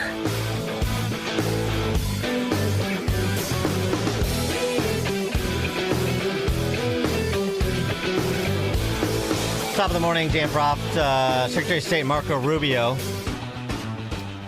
sat down with Trey Yingst of Fox News to talk about the state of the campaign against the Iranians, the preemptive, what is it? The preemptive de-escalation operation? I'm missing a word there. Preemptive de-escalation. I'm missing one. I used to have it on the tip of my tongue. Anyway, talking about the war in Iran is the upshot. And he wanted to remind people of just what the regime in Tehran is and what it means and has meant to the region. Something that we should be recognizing by the response and the tactics that the Iranians have used. The nuclear question is the reason why we're in this in the first place. If Iran was just a radical country run by radical people, but, it'd still be a problem. But they are revolutionary. In essence, they seek to expand and export their revolution. Not just what they do in Iran. That's why they're with Hezbollah in Lebanon. That's why they've supported Hamas. That's why they've supported the militias in Iraq. They don't just seek to dominate Iran. They seek to dominate the region. And imagine that with a nuclear weapon. Look what they've done with the Straits. Great example. The Straits is basically the equivalent of an economic nuclear weapon that they're trying to use against the world. And they're bragging about it. They're putting up billboards in Tehran bragging about how they can hold 25% or 20% of the world's energy hostage. Imagine if those same people had access to a nuclear weapon. They would hold the whole region hostage. Preemptive retaliatory de-escalation. That's it. And on the straight, Trump has rejected the proposal, I suppose, that came from the mullahs and the IRGC, or some combination of the two. That would have we will open the strait, or will stop the acts of piracy, which is more an accurate description, against ships passing through the strait if we table the nuclear talks at this point. Well, which of course, that's the centerpiece here, is preventing Iran from nuclearization. So that's not going to work. And Rubio hopes that people see the Iranians for what they are. I would start out by reminding everybody that the level of sanctions on Iran are extraordinary. The pressure on Iran is extraordinary, and I think more can be brought to bear. But I hope that in the aftermath of this conflict, the whole world's eyes have been opened to the threat Iran poses. And on the strait? If what they mean by opening the straits is, yes, the straits are opened as long as you coordinate with Iran, get our permission, or we'll blow you up, and you pay us. That's not opening the straits. Those are international waterways. They cannot normalize, nor can we tolerate them trying to normalize a system in which the Iranians decide who gets to use an international waterway and how much you have to pay them to use it. Right. In combination with the idea that we're going to table any deal on the nuclear material.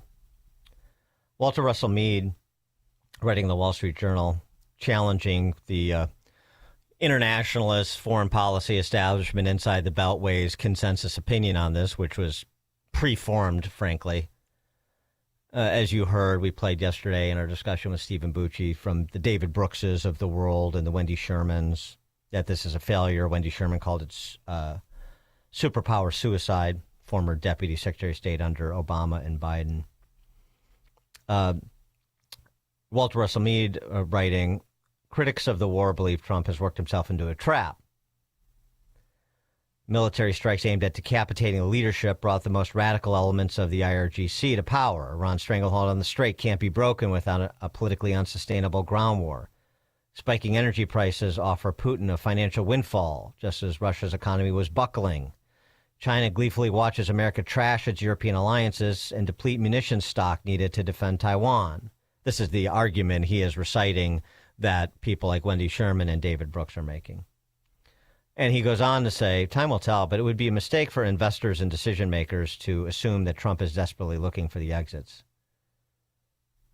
Viewed from the Oval Office, the war may seem less costly than critics charge, and the likelihood of a favorable outcome may appear significantly greater than the horrified foreign policy establishment can bring itself to believe.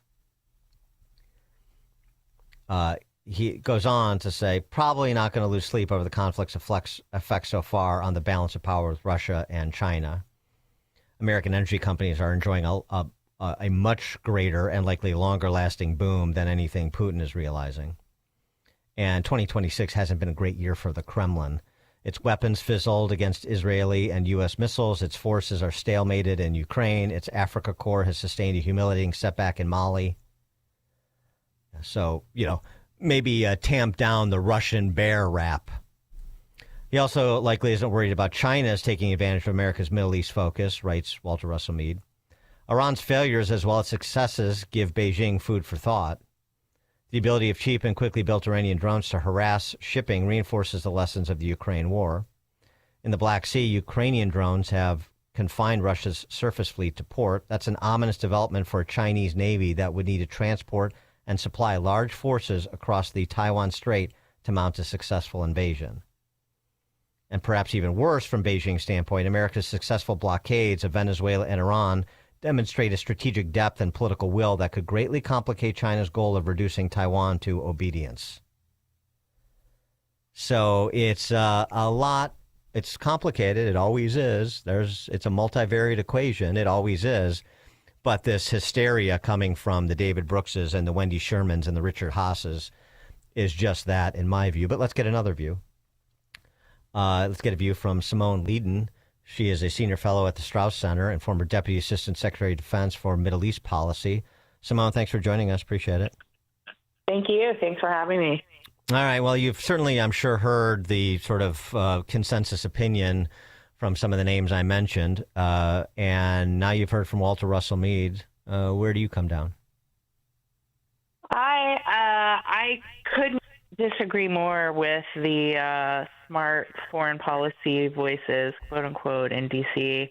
I mean, I think, number one, they were always the ones that were advocating for, and in the case of Wendy Sherman, executing a policy of appeasement towards the Iranian regime, which resulted in, murders across the region for decades, including of Americans.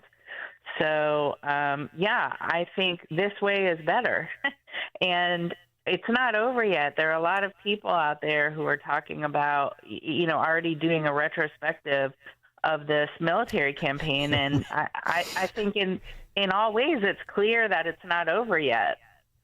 Right. I mean, I was just having this conversation with a friend who's on the other side on this issue yesterday.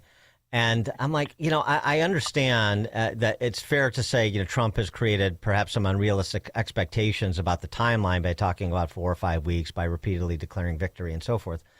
But I mean, we're 2 months into this. This is Iran is in a terrible place by any objective measure, both militarily and economically, and even geopolitically, given Gulf state neighbors becoming more and more cozy with the West in the form of Israel and the United States. So that's number one. And to suggest that this is some sort of catastrophe at this point, I mean, I just don't see the basis to support that claim. No, I agree with you, and I would even venture to say that the campaign is going quite well. We have this joint military economic operation, which is ongoing. Operation Economic Fury launched at the same time as the military blockade. So we are suffocating the IRGC right now, and we're forcing them to confront an economic situation that was already catastrophic going into negotiations, if you want to call them that. I mean, the IRGC has spent decades financing proxies instead of taking care of their own population, and now they're really being suffocated. I mean, Rubio last night in his interview said that the IRGC is buying time.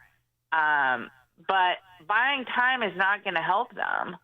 They're buying time politically, but militarily, they don't have any more options. And the longer that they're dragging their feet now, I think the worse the military response is going to be at the end. Yeah, the Iranian President Pezeshkian, he also yesterday urged citizens to cut electricity use. I mean, so, what does that tell you? And this is before Trump possibly strikes, power plants in order to send even a stronger message than he sent thus far. So, I mean, they can sort of, I don't know. I don't know how long they can hold out in terms of their ability to commit acts of piracy and keep the strait effectively unpassable. But, once that goes, if there's a stick-to-itiveness on the part of the joint American-Israeli operation combined with the support of Gulf states like UAE, then what do they really have? And all this talk about, regime change hasn't happened. Yeah, Right. The president shouldn't say we have had regime change because it's the same Islamo-fascists, more or less. But I mean, if we get those other deliverables, depending on how much punishment the Iranians want to impose on their own people, regime change may happen 6 months from now, a year from now, but let's get those deliverables and then give the Iranian people that opening, which is what was said at the outset. Absolutely. I think it's important to note as well that because of this economic crunch thanks to our blockade, Iran's oil industry is starting to shut down its production because they've run out of storage, because the Chinese ships and other ships can't pick up, they can't pick up the oil. They can't pick it up because of the U.S. blockade. So the regime is unable to pay its forces. They're out of money. They're out of cash. And so when you start thinking about a cascading, potential for regime change, once these security forces are not getting paid, you really start to find out like who's really loyal and then who's, working for a paycheck. And that, puts the regime under further risk. So and then I think it's important too, just to note, China hasn't been involved at all. They haven't, they're so dependent on the Strait of Hormuz that they've done nothing to push Iran towards making any concessions because they're also being held hostage. So, and President Trump is due to meet with Xi Jinping in 2 weeks. It'll be interesting to see. They're really approaching this conversation now from a position of weakness, the Chinese, that is. So if you're advising the president, do you say just continue to put the pressure on with the blockade, continue to have the Navy do the minesweeping to clear the strait, and let's see how long they can hold up under the pressure? Or do you resume the bombing campaigns and hit some of those targets the president has previously mentioned? Well, the president knows very well what he's doing. I think he's been executing this in a really remarkable manner. I know he's surrounded by really able, capable advisors, and that's led us to this situation where, the question is, how long are we going to drag this out when the Iranians come back with a really unserious, untenable negotiating position that they don't even want to talk about their nuclear program? I mean, that's not serious. Right. So perhaps the U.S. is like, we have other things going on behind the scenes that, we're trying to get in place, for example. And that might be a reason why we haven't resumed military operations yet. But I think they're coming. I think they're coming soon. And President Trump knows very well what he's doing. He doesn't need my advice. All right. Simone Leiden, Senior Fellow at the Strauss Center and former Deputy Assistant Secretary of Defense for Middle East Policy. Simone, thanks for joining us. Appreciate it. Thank you. And she joined us on the alphawealthgroup.com answer line. Hear about the big stories of the day, then talk about them right here on Chicago's Morning Answer on AM 560. The Answer. I'd like to tell you about a man named Phineas who as a child survived the Holocaust. Phineas survived because Christians hid him from the Nazis, risking everything to save his life. Today, Phineas is in his 80s. He can no longer stand on his own or even leave his home to receive medical care. And when sirens sound and missiles fall, he doesn't have the time or the strength to reach safety. But once again, Christians are helping to save his life.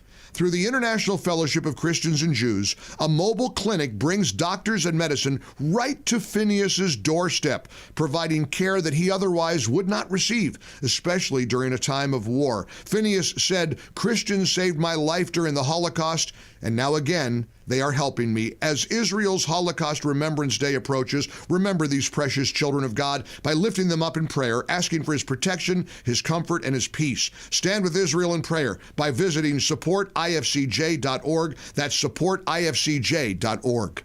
Welcome back to Ask Hasselus. Give me an extra large deep dish pepperoni. Hasselus doesn't sell pizza. We sell mattresses for way less. Do I need a coupon? No, sir. Others sell a Beauty Sleep by Beauty Rest Queen Elm Cove A mattress for $1,459. But Hasselus has it for just $794. Running any specials? Through Monday, save an additional $248 on a new Beauty Rest or Sealy Posturepedic just for shopping local. Do you deliver? Free next day delivery. I'm really hungry. Hasselus.com. AM 560, The Answer.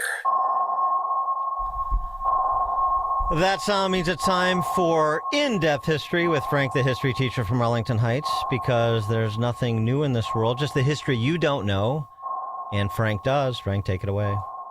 Good morning. The Roman Emperor Vespasian started building the Colosseum in Rome in 70 AD. It was up to his son Titus to open it, and he certainly did, with ceremonies that included the slaughtering of helpless animals, gladiatorial murders, and for the finale, flooding the stadium floor so as to do a reenactment of a historical naval battle. Meanwhile, several thousand miles away, the classical Mayan civilization dominated Central America, and during its peak from 200 to 900 AD, its independent city-states built upwards of 1,500 ball courts, each shaped like our own state's alleged flagship university's capital I. These were large enough so thousands of spectators could watch different games played with a rubber ball. We don't definitively know the rules, but think Dan's favorite sport, soccer. Yet only the knees, thighs, abdomen, and arms could be used to propel the ball through a sideways hoop on a wall. From videos I've seen on it, scoring a goal looks only slightly harder than converting a drop kick in the NFL. And speaking of the gridiron, the latest game theory on the Bears stadium melodrama, now starring Governors Mike Brown and J.B. Pritzker, indicates that vigils should begin now for Arlington Heights' viability as a pleasant suburb. Our village mayor, in a statement, seemed thrilled about the immense potential and is encouraged about the momentum for this mega project. But what he hasn't figured out yet is that the momentum that he senses is the far-left majority of the village board he pretends to lead, getting excited about all the new sales tax loot that they can spend on whatever they want. Let's face it, being able to host the Super Bowl, for some reason the gala sports event of the year, appeals to many. All that glitz, glamour, and attention, how important they will all look. But we, the people, will get nothing but higher taxes, traffic, noise, and maybe crime while having to endure what has become an annual celebration of Western decadence, gluttony, and decline. I think author Emile Zola had it right in regards to all of this angst over the Bears and their persistence in building a new sports palace when he said, "We have stopped believing in God, but not in our own immortality." Wow, you're going to be on the outs in Arlington Heights. Frank from Arlington Heights going to be the bête noire of Arlington Heights, going south on the town that wants this crown jewel, put it on the map and bring in all the largesse and notoriety, status. Be careful what you wish for, really. I mean, you just completely transform the town. It's a nice, pleasant suburb. I mean, they've screwed up the downtown with their what do they call it? With the restaurants open all the time. You can't even get through downtown in the summer. Arlington Al Fresco, I think that's what it's called. They messed that up, but that's tolerable. Having the Bears here and having the stadium roar all the time. That's what I'm going to want to hear. Is that be in my backyard and then. Park Ridge has to deal with O'Hare traffic. You got to deal with the. I can't even do it as good as you do. Yeah, very good. You'll get used to it. You'll get a nerd to it. No, I won't. I'll move. I'll be Frank from LaGrange or something. That's what I'm going to do. All right, Frank. Thank you as always. Wonderfully done. Coming up at the bottom of the 7 o'clock hour, we'll probably pick up that discussion in part with Mark Lennon. But at 7 o'clock, the latest installment of Why Dan Proft a Single. It's now 7 o'clock, AM 560 at the IND. Jimmy Kimmel under a lot of scrutiny from the right again. I'm Dave Anthony, Fox News. Months after he was suspended from his ABC late night talk show over comments after Charlie Kirk's assassination. ABC needs to determine, is this the type of person and violent rhetoric that it wants to affiliate with. Senior advisor to the First Lady, Mark Beckman, on Fox. The morning after Melania Trump called Kimmel corrosive with hateful and violent rhetoric. Upset over a joke last week before the White House Correspondents' Dinner attack, saying she has the glow of an expectant widow.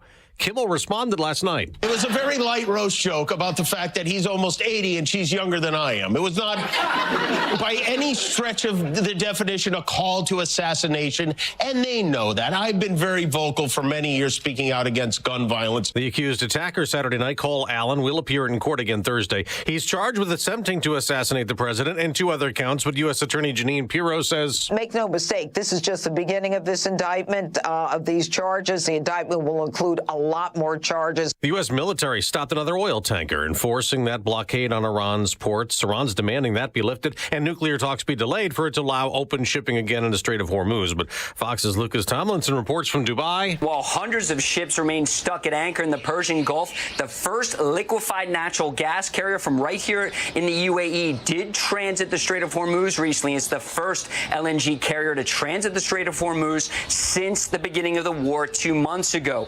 Oil prices are rising this morning, and at the gas pump, another surge overnight. AAA's national average for regular at $4.17 a gallon is a new high since the conflict started. And as jet fuel prices surge, Budget Airlines are asking the Trump administration for $2.5 billion in government assistance. The Association of Value Airlines, which includes Frontier and Avelo, are calling it, quote, a necessary and targeted measure. That's Fox's Carly Shimkus. America's listening to Fox. WIND, Chicago. Good morning. It is 52 degrees here in Chicago on AM 560 The Answer. I'm Stace Kane in the QC Kinetics newsroom.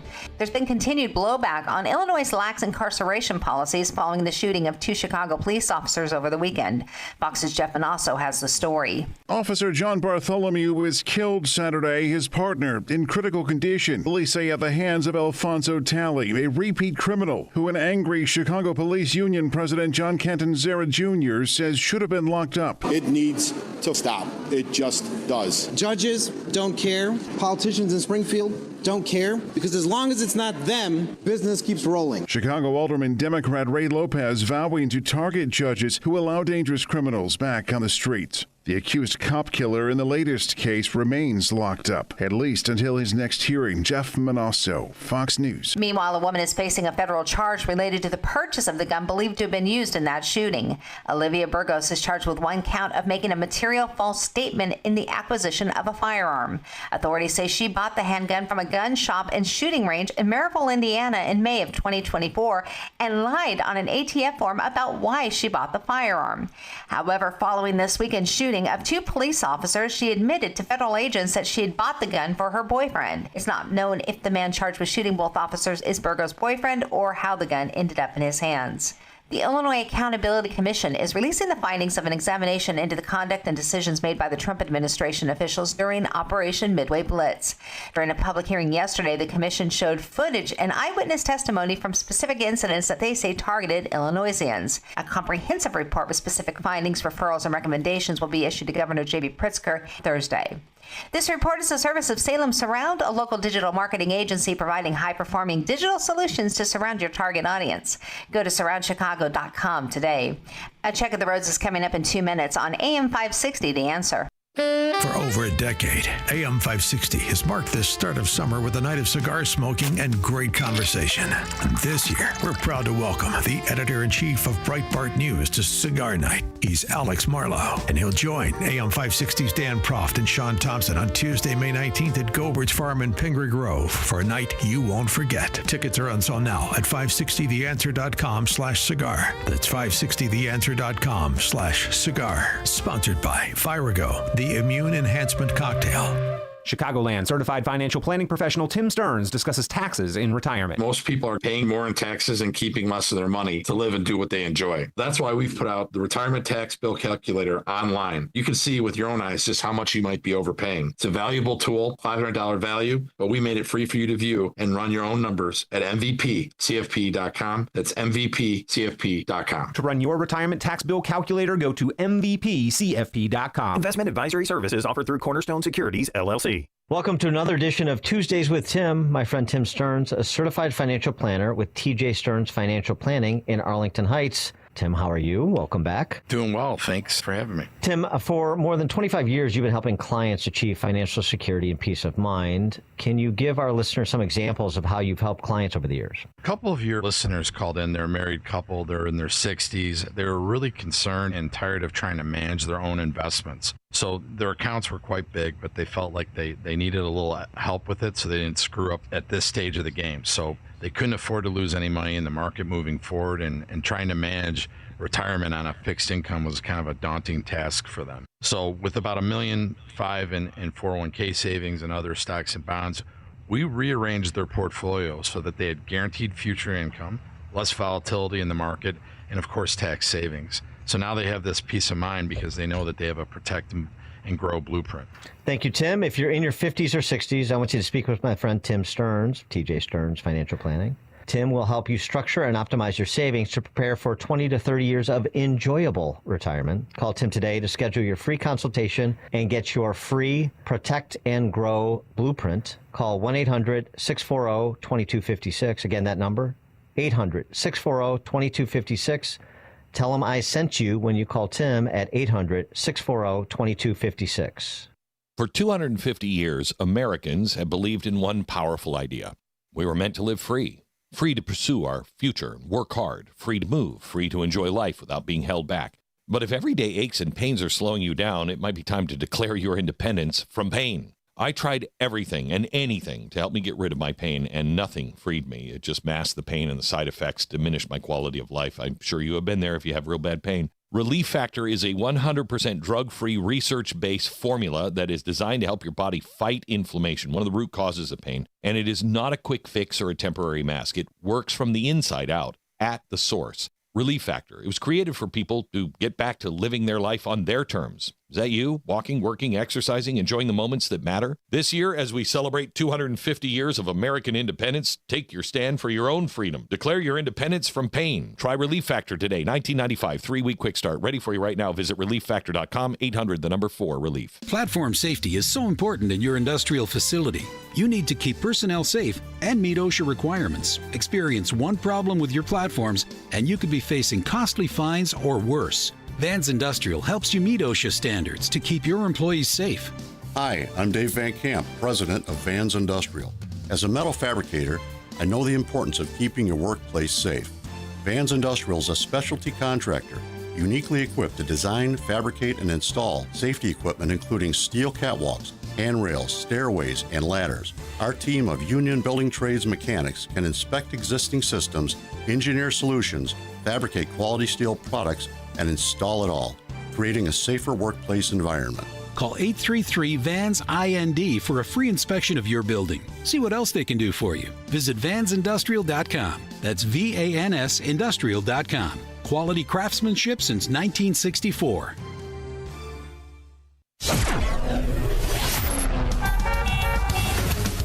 Taking a look at the roads from the Team Hackbrook Traffic Center, I'm Sue Aller. Still doing great on the Eden, 16 minutes both ways from Lake Cook to Montrose, up to 35 minutes inbound on the Kennedy. From O'Hare to the Burn Interchange, outbound is 31. We're slow on the Ike inbound between Manheim Road and Homan Avenue, and then on the outbound side at Sacramento Boulevard, there is a collision off to the right shoulder. So we're looking at 33 minutes inbound from Wolf to the old post office. Outbound is 23. You've got 42 in on the Stevenson from Veterans Memorial to Lakeshore. The reverse side is 36. 23 in, 11 out on the Dan Ryan from 95th to Burn Interchange. We are stop and go on the inbound Bishop Ford between 103rd Street and the Dan Ryan, and hitting the brakes northbound Lakeshore Drive between Bryn Mawr Avenue and Hollywood Avenue. This report is a service of the AM 560 mobile app. Listen to the AM 560 on your smartphone or mobile device when you download the AM 560 mobile app at 560theanswer.com/mobile. Chicago's Morning Answer continues next, but now the latest forecast from the Air Right Heating and Cooling Weather Center. Today, expect a breezy morning followed by variable clouds with a high of 64. Tonight will be mainly cloudy with a chance of a shower from late evening onwards and a low of 48. Tomorrow will bring partly sunny skies with a few brief showers possible, reaching a high of 56. I'm meteorologist Jason Caterina on AM 560, The Answer.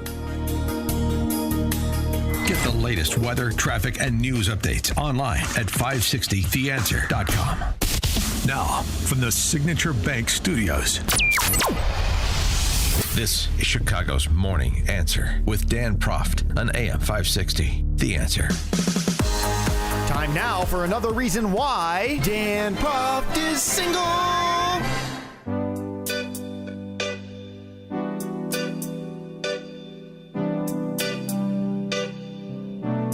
Top of the morning, Dan Proft here, and let's bring it in here. Let's talk about it. Polycules, I'm talking about. Saw this, seeing more of this. Saw this posting on a light pole, actually, seeking new polycule member. We recently had a defector in our polycule and are seeking a new member. Pun intended. Polycule. Don't pretend like you don't know what that is. A bit about us. The us that's seeking the new member. Fun-loving and diverse. Ragtag bunch of lover people. We love long walks on the beach. In a line or a 3-4 formation. Try new restaurants. We share dishes family style, of course. And we like watching romantic comedies. Chosen by majority vote. Very democratic, small d. While cuddled up on our XL couch. So that's them. The polycule. The needs. Must live on site. Rent is $15.70 a month, including utilities. Not bad. Must commit exclusively to our polycule. Absolutely no sneaky links. Sneaky links is the term of the era for outside partners. Any gender is welcome, of course. Must be sexually open to all of our members. 5'5" to 5'10" preferred for practical positioning reasons. Very graphic. Thank you. Here's how to apply. Yeah, there's an application process, of course. And if you want to know a little bit more about the members, then you can go to the Join Our Polycule. They got a little website set up. Our members in no hierarchical order, of course not. Melissa, 24, is an artist and lover, the spiritual leader of the group. She runs tantric meditation sessions for us. Douglas, 25, is ex-Morgan Stanley who did some inner healing and is now a consultant. Yeah, sure that was traumatic working for a big bank. Norman, 31, is the current president of the polycule. Current president. I don't know. The strong but silent type, 9 fingers. I'm sure there's a story behind that. Deborah is 65. Ooh, 65. Nice age diversity. She helps us mature and we keep her young. She's the mom of the polycule. Mackenzie, 25, is a spunky blonde software engineer. Bring her to the beach and see what happens. Wink. Zaid is 22. He's the baby of the polycule and the least favorite. Haha, just kidding, Zaid. How much fun are they? That's one of the inside jokes you'll get to know if you end up joining our polycule. So there's 1, 2, 3, 4, 5, 6, and they're looking for a 7th. The home, top floor of a beautiful Victorian house that's rent controlled. 4 bedrooms, 2.5 baths. You'll share a bed with one of our lovely members. As the newest member, you can select which member to share with first. We rotate on a monthly basis to avoid any jealousy or so-called playing favorites. Smart. We share one car. It's a comfortable 7-seater, and we love going on road trips. Okay. The rules of the polycule. No playing favorites. Each member must spend, to the best of one's ability and knowledge, equal time with each other member. How do they have time for work? No dating outside the polycule. Sans for the period of dating. We operate as a closed polycule. And commitment and faithfulness are very important to us. Clearly. 312-642-5600 is the Alpha Wealth Group answer and text line to give us a call or text. Let me know if you want me to pass along this polycule info. Let me know if you're in a polycule and you've got some rules of the road for us. All that would be appreciated. The polycule. let me get back to the polycule here. This is just important additional contextual information as you're considering how to apply. Put your best foot forward. Okay, back to the polycule here. Okay, we went through the 6, talked about the home. Now we're into the rules. Okay. The faithfulness and commitment is very important. There's an exception. When on holiday at Burning Man, then you don't have to abide the commitment and faithfulness rules. But when you're on holiday at Burning Man, at least 3 members must be present when engaging with another individual or polycule. Okay? I think that's fair. Playtime is Tuesday, Thursday, Saturday from 7 p.m. to 9 p.m. Other special events will be posted on the community board with at least 3 weeks' notice. This is a well-run polycule, very orderly. So again, playtime Tuesday, Thursday, Saturday, 7 p.m. to 9 p.m. Special events posted 3 weeks' notice. Let's be polite, respectful, considerate of other people's time. When you're managing a 7-person polycule, planning is important. And that means dinner at 6 p.m., cleanup at 6:45 and 9:15. Are there 2 seatings for dinner? Some questions I would have. I'm sure you have your own. Just very practical, functional questions. I mean, there's no judgment, obviously. As people grow and change over the years, we acknowledge that our boundaries may as well. We assess and revise our Constitution on a bi-yearly basis. They have a Constitution. And they have a bi-annual convention, Constitutional Convention. I'm sure it's very similar to the founders. Other rules, drugs must be shared. Did you bring enough for everyone? Are you hoarding those barbiturates? Multiple infractions of rules may result in reasonable corporal discipline.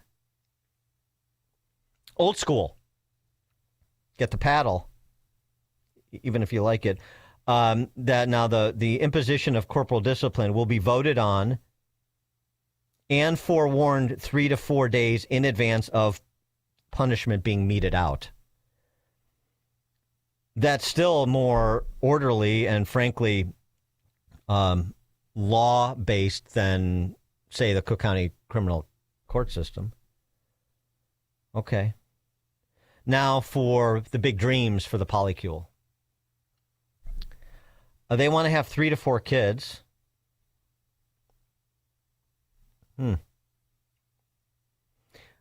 They are considering having Melissa breed with Norman or Zaid. Now let me go back here. There's a lot to keep track of. Melissa is the artist and lover. Zaid is the baby of the polycule. Norman is the president. I mean, you would think with presidential privilege. Melissa breed with Norman or Zaid and or Mackenzie with Douglas, as we believe these would be the genetically optimal combinations. Sounds like Epstein. This would likely take place in the next 1 to 2 years. Wonderful, again, for planning purposes. Talking about the prospective 7th member, as you would be a newer addition to the polycule, you would need to get to know, we would need to get to know you for 2 to 4 years, depending on good behavior, before considering adding you to the gene pool. The application, if you're wondering, I know you're interested, some of you. There will be a written section that's linked at the end of this rundown. After the initial screening, we'll invite some of you to advance to a trial by jury. The last step is a 2-week live-in trial period where we will test it to see if it's a good fit. Please note there will be physical compatibility tests at this stage unless you have religious or moral exemptions. Yeah, I'd like to hear the polycule member with the religious objection to, any of this. This is where you'll get to know each member's special move. Wink. Final decisions will be made and shared within 3 to 4 weeks of your live-in trial period. And applications are accepted on a rolling basis, no deadline. That's good news. Please do not think of this as an application, even though it's an application. We prefer to think of it more like the X Factor, but for finding another soulmate. Do you believe in soulmates? Yeah, I've got 6 of them. And please do not be offended if you're not selected to move forward at this time. It's challenging finding a good fit for 6 people. I can imagine. This was updated recently.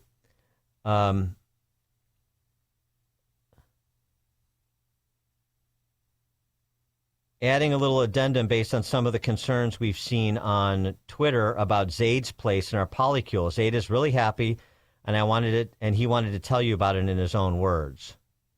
So in case you thought Zaid, the baby, the least favorite, ha ha ha, wink. No. Zaid's good. And he's looking forward to possibly being selected to breed with Melissa and or Mackenzie. Tony, South Suburbs. Yeah, Dan. Sounds like a bunch of left-wing psychopaths ruled by a bunch of feminazis over a bunch of beta males. Yeah, well, that's another description of the polycule. Rick, Downers Grove.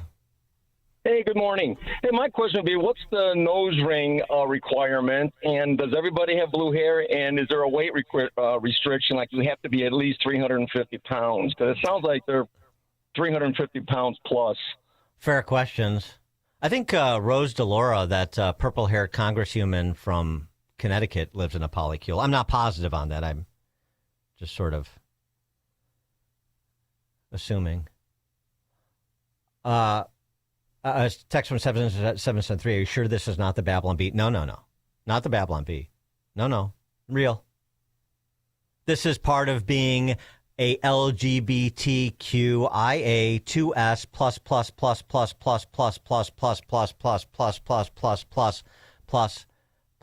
ally that includes polycules.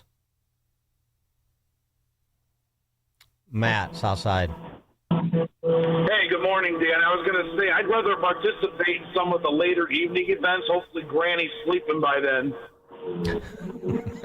Yeah, right. Yeah, you do have you got 20s and 30s, but then you got the 65-year-old who helps everybody mature. Sure. Text from 708. Imagine all of the talking, incessant talking. Yeah, it's true. That might be the most punishing part of it. Or, having to service the 65-year-old. David in Wakanda. Hey, Dan, I haven't called in a long time, but I have 2 dying questions.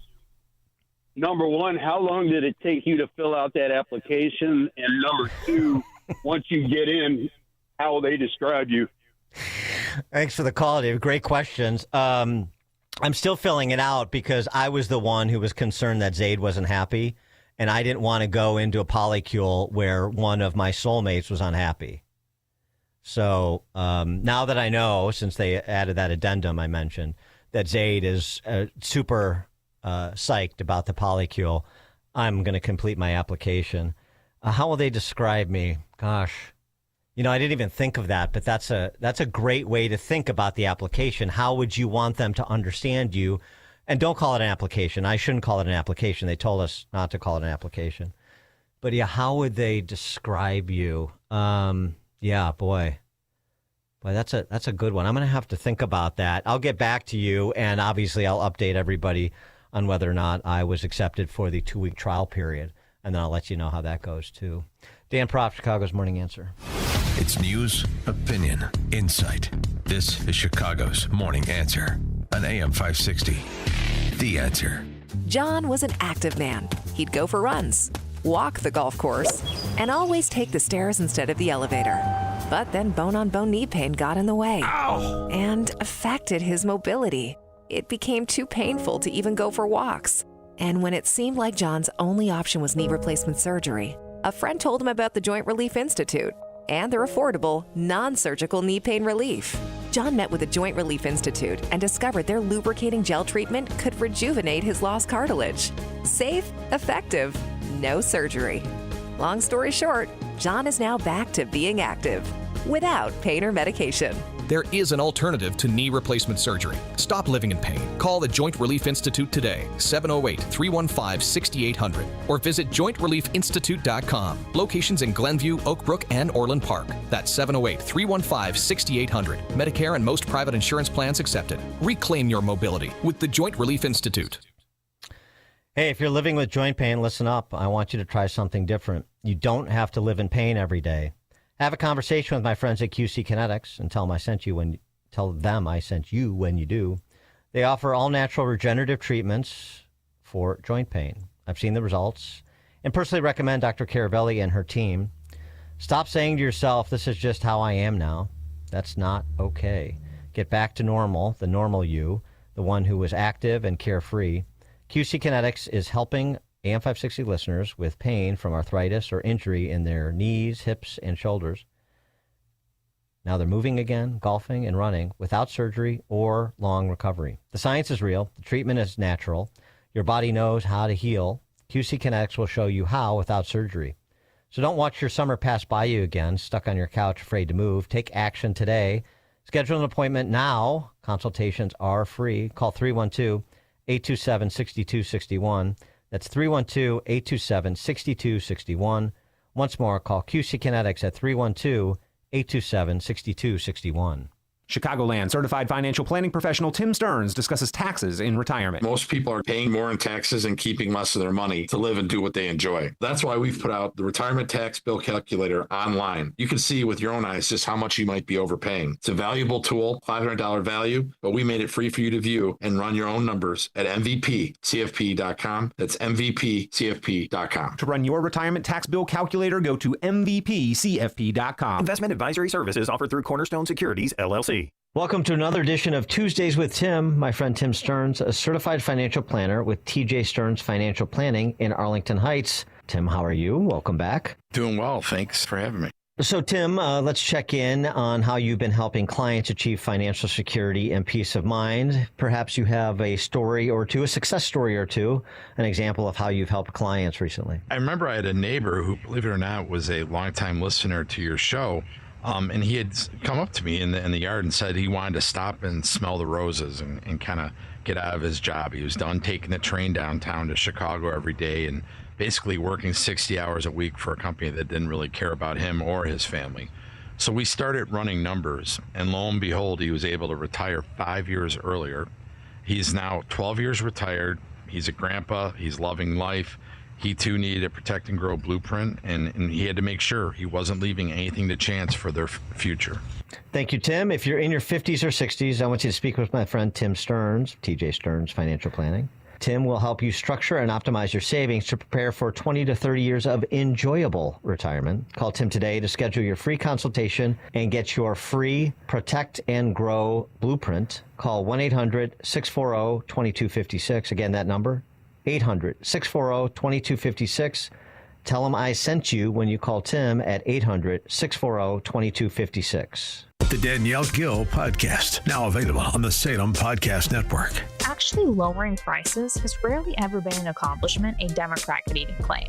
The Democrat modus operandi is to use each crisis as an excuse to pass legislation which increases spending, gives more power to the government, and which will make new crises which they can't then use as an excuse to pass more horrible legislation. Subscribe for free today on Spotify, Apple, YouTube, or at SalemPodcastNetwork.com. Your home or business has storm damage and you have an insurance claim. Call Crosscom. Crosscom Construction and Public Adjusters. Today, insurance companies are notorious for offering way too little money to repair damage to your home or commercial building due to wind, hail, tornado, floods, or fire. Crosscom works for you, not the insurance company. As licensed adjusters, Crosscom will work to get you the money you deserve, the maximum payout. Call Crosscom. 630-871-5500. After they get you the fair insurance company result, Crosscom can start doing your repairs. Crosscom is a full construction and restoration company that will get your your property back to its pre-loss condition, getting your life back to normal. Roof, siding, windows, doors, fire restoration, Crosscom does it all. Call Crosscom. Licensed in Chicagoland, Northwest Indiana, and Wisconsin. This is Dan Leitz with Crosscom. We share your conservative and Christian values. Let us handle everything. It all starts with a call. 630-871-5500. CrosscomPublicAdjusters.com. AM 560, The Answer.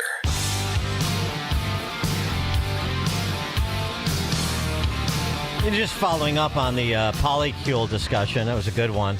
Just if you're skeptical about this, so you get a little bit more real world illustration of this, and particularly the mating and procreating piece of it. Let me give you another example. Now, this isn't a 7-person polycule, but this is 4 people that have come together because, as Joseph Hughes says, labor is a team sport. Gay influencer Joseph Hughes and his partner, who's a dude, are having 3 children via surrogacy. And he got cis involved, as well as the manager of his salon. Here's him explaining it. Hi, my name is Joseph Hughes, and this is my modern family. My husband Nathan and I own and operate Ryan Wayne Salon and Ryan Wayne Hair Care. Courtney is our salon manager and a master stylist, and Brianna is my sister, but also an assistant manager and master stylist. And we're all having a baby together. So we had the sperm, but no eggs. I called Courtney and I was like, you're really attractive and smart. I'd like to breed with you. And then we had embryos. And after the embryos were created, I knew I needed a very beautiful oven. And there is my sister. And so she is currently pregnant with our 2 babies, 1 boy, 1 girl. Courtney's eggs, our sperm, our family. See? Polycules, all the rage. Coming up at 7:37, we'll talk all things Illinois policy with Mark Glennon, wirepoints.org. Now we check the headlines. Good morning. It is 52 degrees here in Chicago on AM 560 The Answer. I'm Stace Keene in the QC Kinetics newsroom. New details have emerged regarding the man charged with shooting and killing a Chicago police officer and critically wounding another over the weekend at Swedish Hospital. Alfonso Talley appeared in court yesterday facing numerous charges, including murder and attempted murder. Prosecutors say Talley took a gun into the hospital after he was arrested for pistol whipping a female employee at a Family Dollar store. He then pulled the gun from under a blanket and shot the 2 officers, including Officer John Bartholomew, who later died from his injuries. The suspect had an arrest warrant pending for an electronic monitoring violation at the time of the shooting. A United Airlines jet that was headed to Chicago was diverted yesterday due to an unruly passenger. Officials say the passenger was restrained while the flight was diverted to Boston. After the passenger was taken into custody and to a local hospital for evaluation, the plane and its passengers were then able to continue to Chicago. This report is a service of the AM 560 Advantage. Membership has its privileges, including early access to event tickets, exclusive contest opportunities, and special members-only content. Join today at 560theanswer.com/join. A check of the roads is coming up in 2 minutes on AM 560 The Answer. Alex Marlow explains what he sees for Iran. I think Trump's initial plan is that Iran could potentially work with the United States of America to impose a toll. Iran could use some of the funds in order to rebuild their country and to move on to the next era in their governance, where they could perhaps be better, more polite players in the world economy and in the world community, which is so important to so many. The Alex Marlow Show. Afternoons at 3, right before Sean Thompson at 4 on AM 560. The Answer. It's Reveille. One officer is dead and another one is clinging to life after a repeat felon under arrest shot them while undergoing tests at a Chicago hospital. How does this happen? The alleged shooter was arrested early Saturday morning on suspicion of violently robbing a Family Dollar store. He claimed to have some medical issue and was taken to the hospital for tests. No one is saying how, but the shooter was able to obtain a gun and hide it under a blanket. When the officer uncuffed him for a CT scan, he fired at the 2 cops, killing one instantly and critically injuring the other. He then escaped from the hospital but was eventually caught. At the time of his arrest, the shooter was already convicted of 7 felonies and currently in violation of his parole and electronic monitoring agreement. In other words, the cops should have been extremely careful with this guy. Reports say the alleged shooter is only 26. His public arrest record began in 2017. So he's been a violent offender for at least 9 years, beginning at age 17. How does that happen? Who raised him? Did the school pass him along, uneducated? What about midnight basketball, after-school programs, violence interrupters, and a whole bunch of other support programs? Did they intervene? We know the Safety Act, soft on crime policies, and judge-like failed to keep the alleged shooter in jail where he should have been. Plus, 50% sentence credits, credit for being on electronic monitoring, and concurrent sentences for multiple offenses let him out early from prison and gave no time for the system to rehabilitate a criminal like this. This was a preventable crime. While the shooter must be held accountable, let's be real. There's plenty of blame to go around. The system is broken, and it doesn't get fixed by electing the same people who put it in place. I'm Jeannie Ives. Join me on The Real Story Monday through Friday at 11 a.m. and sign up for my newsletter at breakthrough-ideas.com. There's a new kind of energy at Starbucks. Try the all-new Energy Refreshers. Strawberry Acai, Mango Dragon Fruit, or the all-new Mango Strawberry. New Energy Refreshers, only at Starbucks. Taking a look at the roads from the Team Hochberg Traffic Center, I'm Sue Aller. 20 in, 16 out on the Edens from Lake Cook to Montrose. You've got 36 minutes inbound on the Kennedy from O'Hare to the Burn Interchange, but 44 on the reverse side. We're very slow both ways on the Ike right by First Avenue. We're looking at 30 in, 25 out from Wolf to the old post office. The Stevenson is stop and go between First Avenue and Kenzie Avenue, so 41 minutes inbound from Veterans Memorial to Lakeshore. Outbound is 37, 25 minutes inbound on the Dan Ryan from 95th to the Burn Interchange. Outbound is 11. The northbound side of Lakeshore Drive slows down between the Stevenson and Monroe Drive, then more delays northbound between Bryn Mawr Avenue and Hollywood Avenue. This report is a service of Lowe's. Spring into deals at Lowe's. Get select 1 pint annuals for $1, plus get a free additional Cobalt 40-volt 2AH battery when you buy a select Cobalt 40-volt trimmer and blower combo kit. Valid through 5/6. Annuals offer excludes Alaska and Hawaii while supplies last. Selection varies by location. Chicago's Morning Answer continues next, but now the latest forecast from the Air Right Heating and Cooling Weather Center. Today, expect a breezy morning followed by variable clouds with a high of 64. Tonight will be mainly cloudy with a shower possible late in the evening with a low of 48. Tomorrow will bring partly sunny skies with a chance of a brief shower or two reaching a high of 56.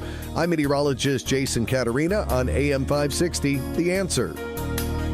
Get the latest weather, traffic, and news updates online at 560theanswer.com. Now, from the Signature Bank Studios. Insert Democrat socialist here. Runs the Democratic House floor for 30 plus years running. He's promising this and he's stealing that. Where can you get that kind of money? He's using your house like his own piggy bank. You ought to know by now. You can pay off your house here in Illinois, but you can never keep up with the taxes. Oh, it's always been the plan to have a taxpayer pay, no doubt. Not a matter of if anymore, but when. You're moving out. I said, when you're moving out. Top of the morning, Dan Proft here. On the remapping front, maximum warfare, as Hakeem Jeffries, the really ill-equipped House Minority Leader, said. Still waiting to hear from the Virginia State Supreme Court as to whether or not, despite the referendum that passed supporting the map as drawn that would add 4 Dem seats, go from 6-5 to 10-1 in Virginia. Still waiting to hear if the Supreme Court is going to uphold that map and thus that vote. But the battle has been joined. Florida. Ron DeSantis is on the job, and he has promulgated a new map that should ostensibly pass a Republican supermajority in the state legislature in Florida. And guess what it would do? Likely, more likely than not, add 4 Republican seats to the congressional delegation in Florida.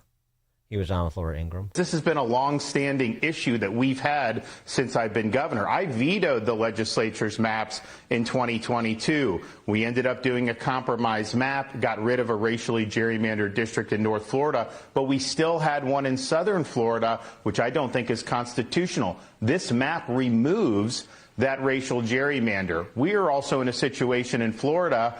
We've had a massive population boom. So we have congressional districts. We had District 14, for example, had about 100,000 votes less than District 12 right, next to it, because we've had growth in certain parts of the state. So I've always wanted to do this. I think the numbers justify it. But that's really independent of Virginia or any of these other things. It's the right thing to do for Florida. There you go. Hakeem Jeffries is going to be none too happy. He's challenged DeSantis to do what DeSantis is indeed doing. And, of course, DeSantis responded, please come down and campaign against it and campaign against our Republicans. A leftist from Brooklyn campaigning against Republicans in most of these districts will do nothing but help. And it includes, by the way, some pro-Israel Democrats in the caucus down here, like the Todd Christensen lookalike, Debbie Wasserman Schultz, and a couple of others. But as somebody pointed out, being respectful of our allyship with the Israelis doesn't matter in that party.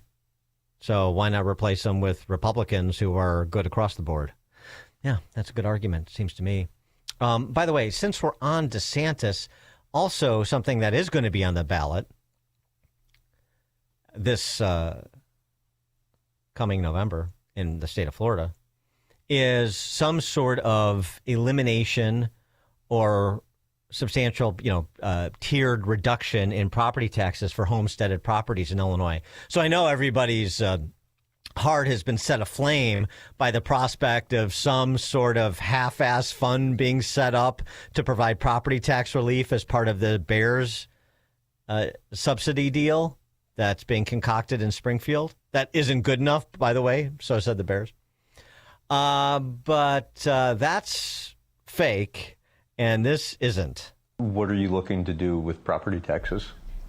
Well, we're looking to give people relief from the high cost of living. I mean, we've had a major inflationary period in American history, one of the most inflationary. Groceries, all these things. Who knows what's going to happen with oil? The one thing we control is tax. And so in Florida, local governments get property tax. We don't get it at the state. We've got a plush rainy day fund. We've paid down half our debt since I've been governor. I've got all this great stuff. We're doing great. Local governments, when I became governor, were taking in $32 billion. Now they're taking in $60 billion. So the revenue's almost doubled in 7 years. Why? Because they're assessing the values higher, and the values have gone up. And so we're saying, okay, if you're a Florida resident and you're homesteading your property, that's your primary homesteaded residence, we think that should be excluded. Now, that's about 30% of the overall property tax revenue if you just did it on day one. So it's got to go on the ballot in November of 2026. And it'll be something that would be phased in most likely. But we could get to a point very quickly in Florida where 90-some% are not paying anything. And eventually we'd phase in the elimination. So it can be done. And if we don't do anything, they're going to have $84 billion in revenue in 2031. So that's 12, 13 years to go from 32 to 84. So when people will say, you can't do it, you're not going to have any services, just ask them, did we not have schools and police in 2019 when they were taking in $32 billion? Of course we did. Now, give them inflation, give them population growth, give them a couple percent just for kicks on a Saturday night. That takes you to about 46 or 47 billion. It doesn't take you to 60. So how would you want to do that? Maintain the growth of these governments or give Floridians really historic property tax relief? I just wanted people to hear what a competent governor presiding over a well-run state sounds like, since anybody listening hasn't heard that in their lifetimes. I don't care how old you are. We've never had anyone, even in the same stadium, as Ron DeSantis in terms of what he has accomplished. His command,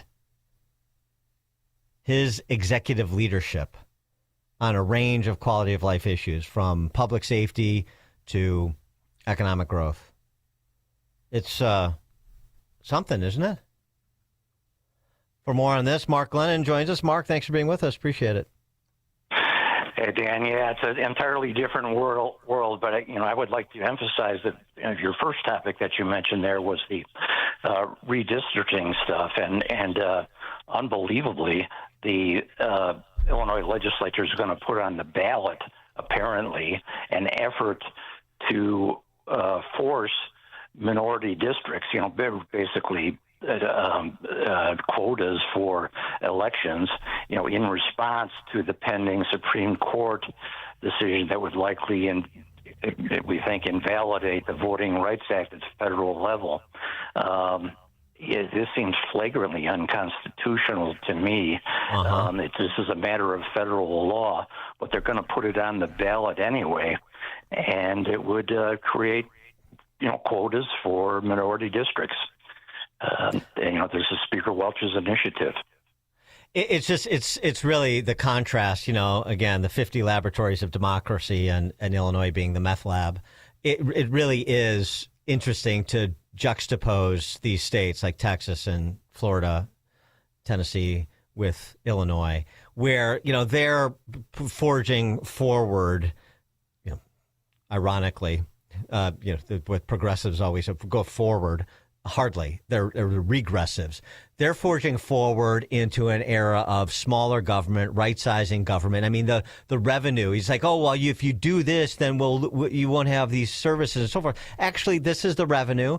And because we've been growing and properties are increasing in value, now this has been the revenue for local governments.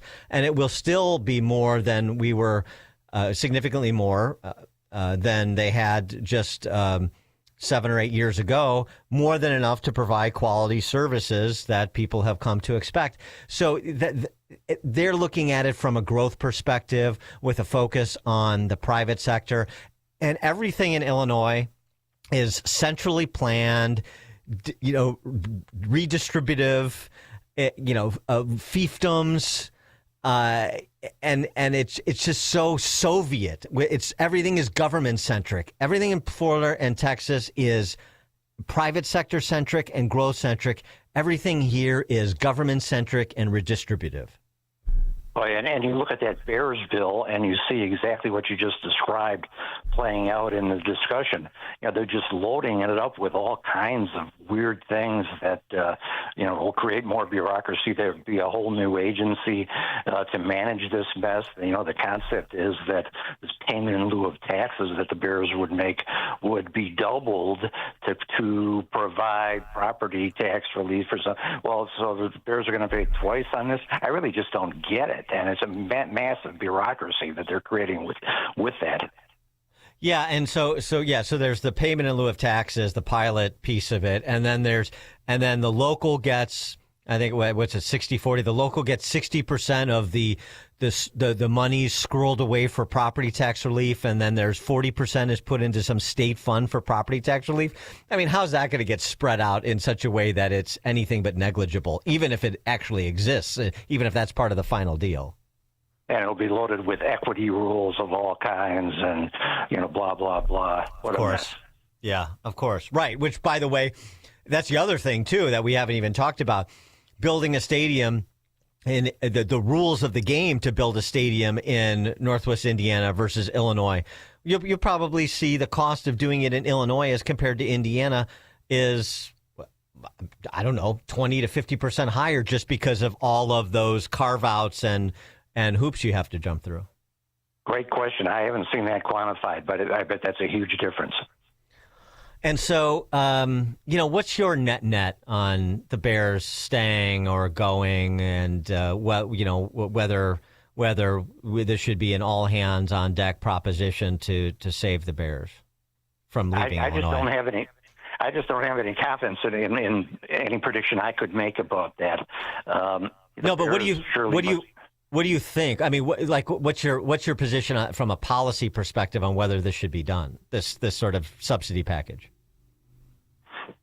No, it shouldn't be done. I mean, generally speaking, that this is a consequence of Illinois' lousy government. And, in general, it goes back that the roots of this are much deeper than what kind of bill you pass for the Bears. It is a reflection of the general deterioration of the state. And there wouldn't be any discussion about this if Chicago and Illinois were thriving the way they should, given all their natural assets. Yeah, and it's just so, the idea, could you imagine if somebody proposed that, what DeSantis is proposing in Illinois? I mean, to the extent that it got any traction in the public arena, there would be hysteria from the political ruling class here. Yeah, and the public would like it, but it's just another indication of how far out of touch our elected establishment has gotten with the public here. It's really phenomenal, the gap that has arisen there. Yeah, and it remains a mystery to see what will animate people. Of course, we've got the murder of a Chicago police officer over the weekend, and another police officer being gravely injured and clinging to life. And the Safety Act, the Cook County criminal justice system, such as it is, electronic monitoring, all of these issues that we have been talking about, including you, and you have been writing about for the last several years, all front and center once again. The radical left is alive and well in Illinois. It hasn't gone away. They're as strong as ever, at least in their own view of themselves, and they're in complete control in Illinois. I don't see any end to it, unfortunately. Yeah, and the comments from I should say the story in CWB Chicago today that Judge John Like, the relevant judge in this case, that allowed the cop killer out time and again over the course of more than 2 years before him in his courtroom, that he let him out with 4 pending felony charges, already a 5-time loser, because his brain hadn't matured enough 8 months prior to this this hearing about whether or not to release him on 4 felony cases pending. 8 months earlier, his brain wasn't matured, but at that point in December of last year, it had matured, and he had a kid a couple months earlier, so he was now a pillar of the community, and he could be released on electronic monitoring. And of course, that was wrong. And electronic monitoring system, the overhaul of Judge Beach allegedly commissioned, that didn't work. And he disappeared and showed up on Saturday at the Family Dollar store in Albany Park, and then taken to the hospital. And then one cop is dead and another is clinging to life.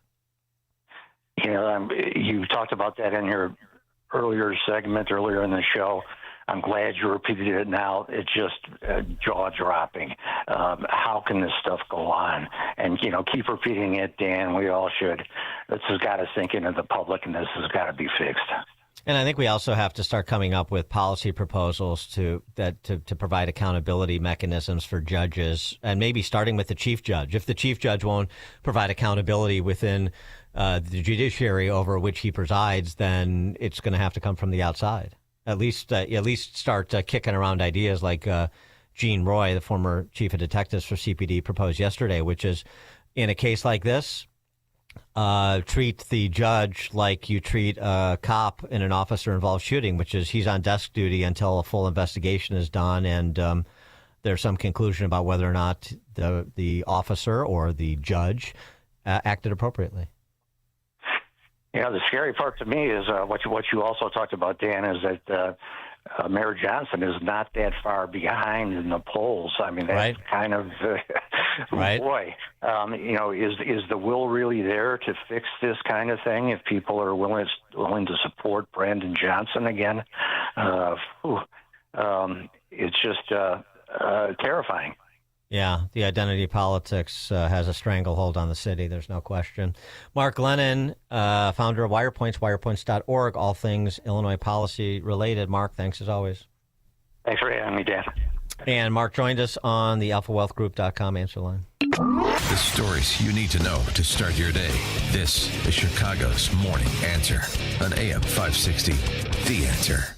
Don't miss In Grace with Pastor Jim Scudder Jr. Now heard on Sunday mornings at 7:30. Tune in and find hope as Jim Scudder explores God's Word and His world each Sunday morning right here on AM 560. The Answer.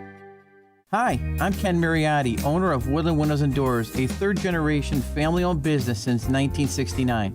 We know you're bombarded by choices when shopping for new windows or doors, so we're inviting you to experience the Woodland difference. For decades, we have been transforming living spaces with Marvin Windows, a fifth-generation family business. Marvin replacement windows have been known to increase the warmth of your cold rooms by 10 degrees. Think about that, 10 degrees warmer. When you welcome Woodland into your home, you will get a product expert to transform your living spaces, full-time, dedicated professional installers that you can trust in your home, along with the best products like Marvin. These are the reasons we're proud of our 5-star reviews and family legacy. No gimmicks, no pressure, and upfront pricing are why Woodland Windows and Doors is your trusted window and door expert in Chicagoland. Visit woodlandwindows.com to book your free in-home expert consultation. That's woodlandwindows.com, or stop by our showroom at the corner of Lake and Geary in Roselle. Picture warm Gulf breezes, turquoise waters, white sand beaches. Now, add evenings of conversation with Salem Media's Mike Gallagher, Scott Jennings, Larry O'Connor, and Jennifer Horn. This November, sail from Fort Lauderdale to the Bahamas, Jamaica, the Cayman Islands, and Mexico on a 7-day journey built for those who love this country. Book your cabin today when you text the word cruise to 94878. Celebrate America's 250th anniversary the right way on the Gulf of America Cruise. Book your cabin now. Text the word cruise to 94878. Each morning, the newsmakers and the newsbreakers shaping today's conversation are heard on the alphawealthgroup.com answer line on Chicago's Morning Answer. When you need answers about what's happening in your world, you turn to AM 560 The Answer. And when you need answers about how to prepare for and protect your retirement, you turn to the Alpha Wealth Group, now the proud sponsor of the AM 560 Answer line, right here on Chicago's source for news, opinion, and insight. AM 560 The Answer. You've probably heard all those ads for life insurance. Just a few dollars a day, apply online in minutes, no medical exam. Simple, easy, and cheap, right? Now you're thinking, maybe I should get a quote. Well, smart thinking. Everyone should have life insurance. But here's what they don't tell you. Those few dollars a day rates, they're for young people in perfect health.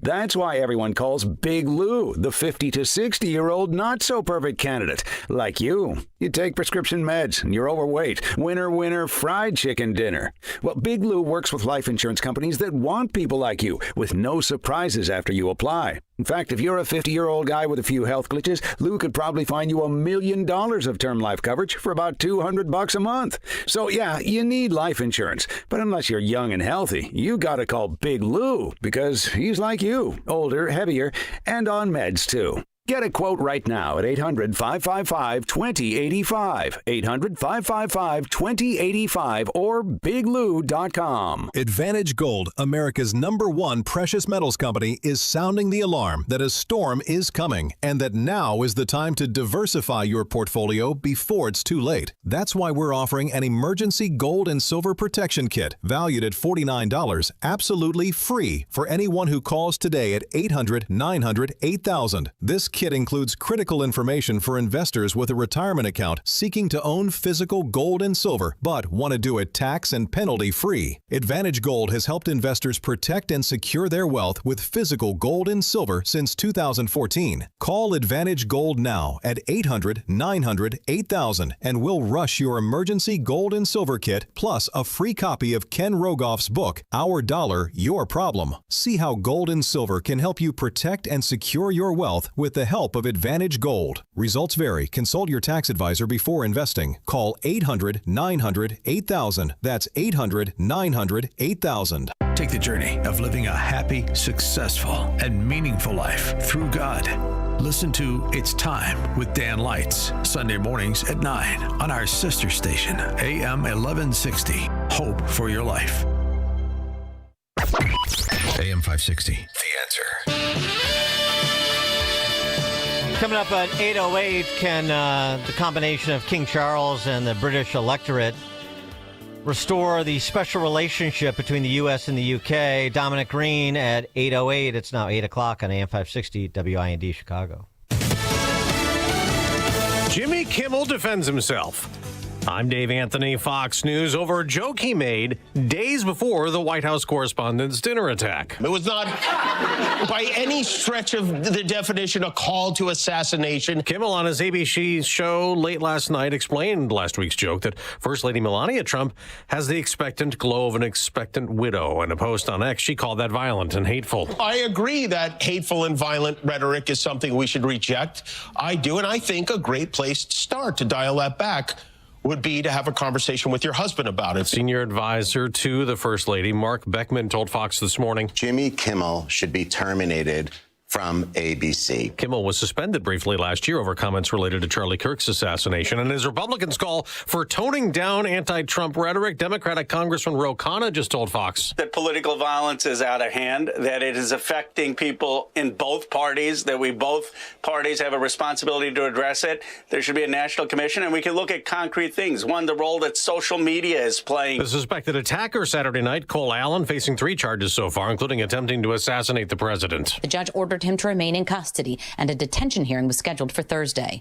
Federal authorities say he took a train from California to Chicago, then on to Washington, and checked himself into the Washington Hilton ahead of the White House Correspondents' Dinner. He is believed to have sent his family a letter moments before the shooting in which he expressed deep anger at the Trump administration without mentioning the president by name. Fox's Jessica Rosenthal. The U.S. military has stopped another Iranian oil tanker. What President Trump has done is block Iranian ports. They're no longer able to export crude oil. They are running out of storage. They're running out of the ability to continue their program, and it is hurting their economy each and every day. Fox's Trey Yingst. This is also having oil prices rise and another 6-cent surge today at the gas pump. America's listening to Fox News.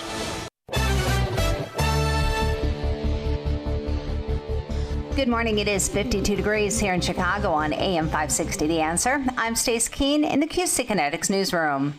The federal government has moved to partially block an Illinois law that would ban electronic processing fees on the tax and tips portions of credit and debit card transactions. But President Donald Trump or the federal courts could overrule the Office of the Comptroller of the Currency.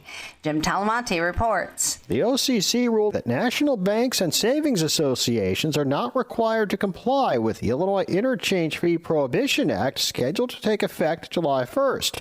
Illinois Bankers Association Executive Vice President Ben Jackson said the law was a last-minute addition to the state budget package 2 years ago. We believe if this had gone through the regular vetting process that the legislature typically undertakes, that it would not have passed at all. Doug Cantor, General Counsel for the National Association of Convenience Stores, said the OCC has a history of contradicting presidential administrations. Cantor said Trump called it the swipe fee ripoff. I'm Jim Talamonte. Illinois State Police are investigating a deadly officer-involved shooting on I-88 in DeKalb County. Authorities say a Naperville police officer located a vehicle yesterday near Route 59 and North Aurora Road that was wanted in connection with a missing person who was reportedly experiencing a mental health crisis. The driver brandished a firearm and then fled in the vehicle. Officers chased the vehicle, which came to a stop at I-88 near Kesslinger Road. Both the driver and a Warrenville police officer reportedly opened fire during the incident, and the driver suffered a gunshot wound. He was pronounced dead at a local hospital. This news report is a service of Fox Valley Coins. This is a great time to bring in your scrap gold jewelry and sterling flatware. Cash or check offered on the spot. FoxValleyCoins.com. A check of the roads is coming up in 2 minutes, but it's time now for the AM 560 Business Beat, a service of Signature Bank. I'm Charles Payne, and this is the Fox Business Report. General Motors is raising expectations for this year. Now that the U.S. Supreme Court rejected President Trump's emergency tariffs, it sees a smaller hit from tariffs. GM's recent quarter saw business down from a year ago, but GM is holding up better than Wall Street estimated. Also, UPS is reporting upbeat earnings. And Kimberly-Clark, the maker of Huggies and Kleenex, reported a higher than expected quarter. Coca-Cola reported a strong start to the year. That stock up 1%. Hilton Worldwide, the hotel giant, is boosting its forecast for the year. Its business was better than expected in the recent quarter, and it was able to make more per room. Stock futures are mixed, though. Crude oil prices are higher this morning. Brent crude has topped $111 a barrel. That's your Fox Business Report. I'm Ginny Cosola. Invested in you. For over a decade, AM 560 has marked the start of summer with a night of cigar smoking and great conversation. And this year, we're proud to welcome the editor-in-chief of Breitbart News to Cigar Night. He's Alex Marlowe, and he'll join AM 560's Dan Proft and Sean Thompson on Tuesday, May 19th at Gobert's Farm in Pingree Grove for a night you won't forget. Tickets are on sale now at 560theanswer.com/cigar. That's 560theanswer.com/cigar. Sponsored by Liberty Cigar Company. If you're over 65 and struggling with knee pain, Joint Relief Institute offers a guaranteed way to treat it. It's non-surgical and often covered by Medicare and private insurance. It's JRI's Joint Arthritis Treatment, knee lubrication placement that's so accurate it's 100% guaranteed and can relieve your knee and shoulder pain in 10 minutes or less. Book your risk-free consultation today and get back to walking, golfing, pickleball to cycling without pain or medication. Call 708-315-6800. Meet the provider, get an x-ray and joint consultation. Why wait? JRI has treated over 30,000 Chicagoans and performed over 400,000 procedures. You could be next. Over 5,000 five-star Google reviews can't be wrong. Stop living in pain. Call the Joint Relief Institute today, 708-315-6800, or visit jointreliefinstitute.com. Locations in Glenview, Oak Brook, and Orland Park. That's 708-315-6800 for the Joint Relief Institute. Medicare and most private insurance plans accepted. As we all live longer, age really is just a number, but retirement is so much more than one. Hi, I'm Nolan Webster, your Chicagoland Edward Jones financial advisor, and I want to know what retirement means to you. Together, we can look at the big picture and make a strategy to help you reach your goals. Because you can't prepare for the unexpected if you don't know where you're headed. Call me at 224-801-6107. That's 224-801-6107. Or visit edwardjones.com to get started. Edward Jones, member SIPC. Did you know most remodeling mishaps start before construction even begins? Here's something else you should know. At Forever Remodeling, we do things differently. Every kitchen, bathroom, and basement project starts with smart planning, detailed 3D designs, a clear scope of work, and accurate pricing, all sorted out before you get started. No surprises, no stress, just beautiful results. Done right the first time. Visit foreverremodeling.com. That's the number 4, EVER, remodeling.com. And schedule your free in-home consultation today. For 250 years, Americans have believed in one powerful idea. We were meant to live free to pursue our future, work hard, free to move, free to enjoy life without being held back. But if everyday aches and pains are slowing you down, it might be time to declare your independence from pain. I tried everything and anything to help me get rid of my pain, and nothing freed me. It just masked the pain, and the side effects diminished my quality of life. I'm sure you have been there if you have real bad pain. Relief Factor is a 100% drug-free, research-based formula that is designed to help your body fight inflammation, one of the root causes of pain. And it is not a quick fix or a temporary mask. It works from the inside out, at the source. Relief Factor. It was created for people to get back to living their life on their terms. Is that you? Walking, working, exercising, enjoying the moments that matter? This year, as we celebrate 250 years of American independence, take your stand for your own freedom. Declare your independence from pain. Try Relief Factor today. $19.95, 3-week quick start. Ready for you right now. Visit relieffactor.com, 800-4-RELIEF.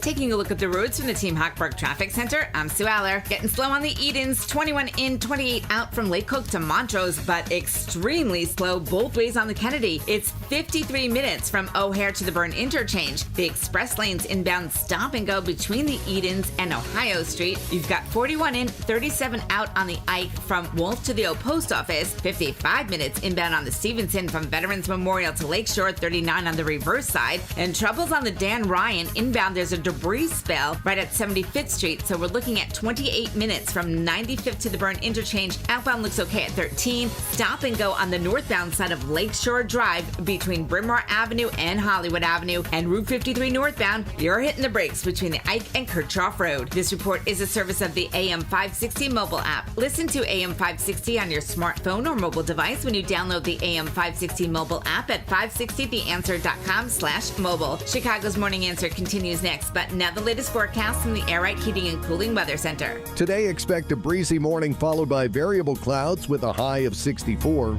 Tonight will be mainly cloudy with a chance of a shower from late evening onwards and a low of 48. Tomorrow will bring partly sunny skies with a few brief showers possible, reaching a high of 56. I'm meteorologist Jason Caterina on AM 560, The Answer. Get the latest weather, traffic, and news updates online at 560theanswer.com.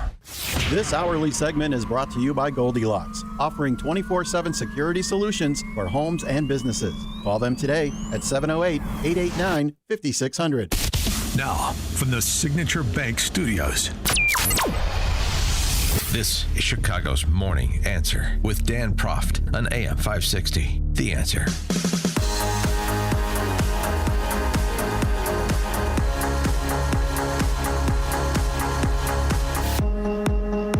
Top of the morning, Dan Proft here. We're going to talk about Chuck and Camilla's visit to the White House. Saw President Trump and Melania sauntering around the grounds with King Charles and his betrothed in tow.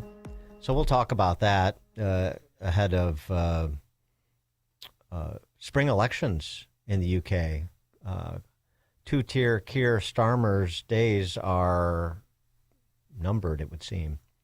But before that, I wanted to get our next guest's reaction to some of the fallout from the latest failed assassination attempt against President Trump on Saturday night at the White House Correspondents Association dinner, of course. Now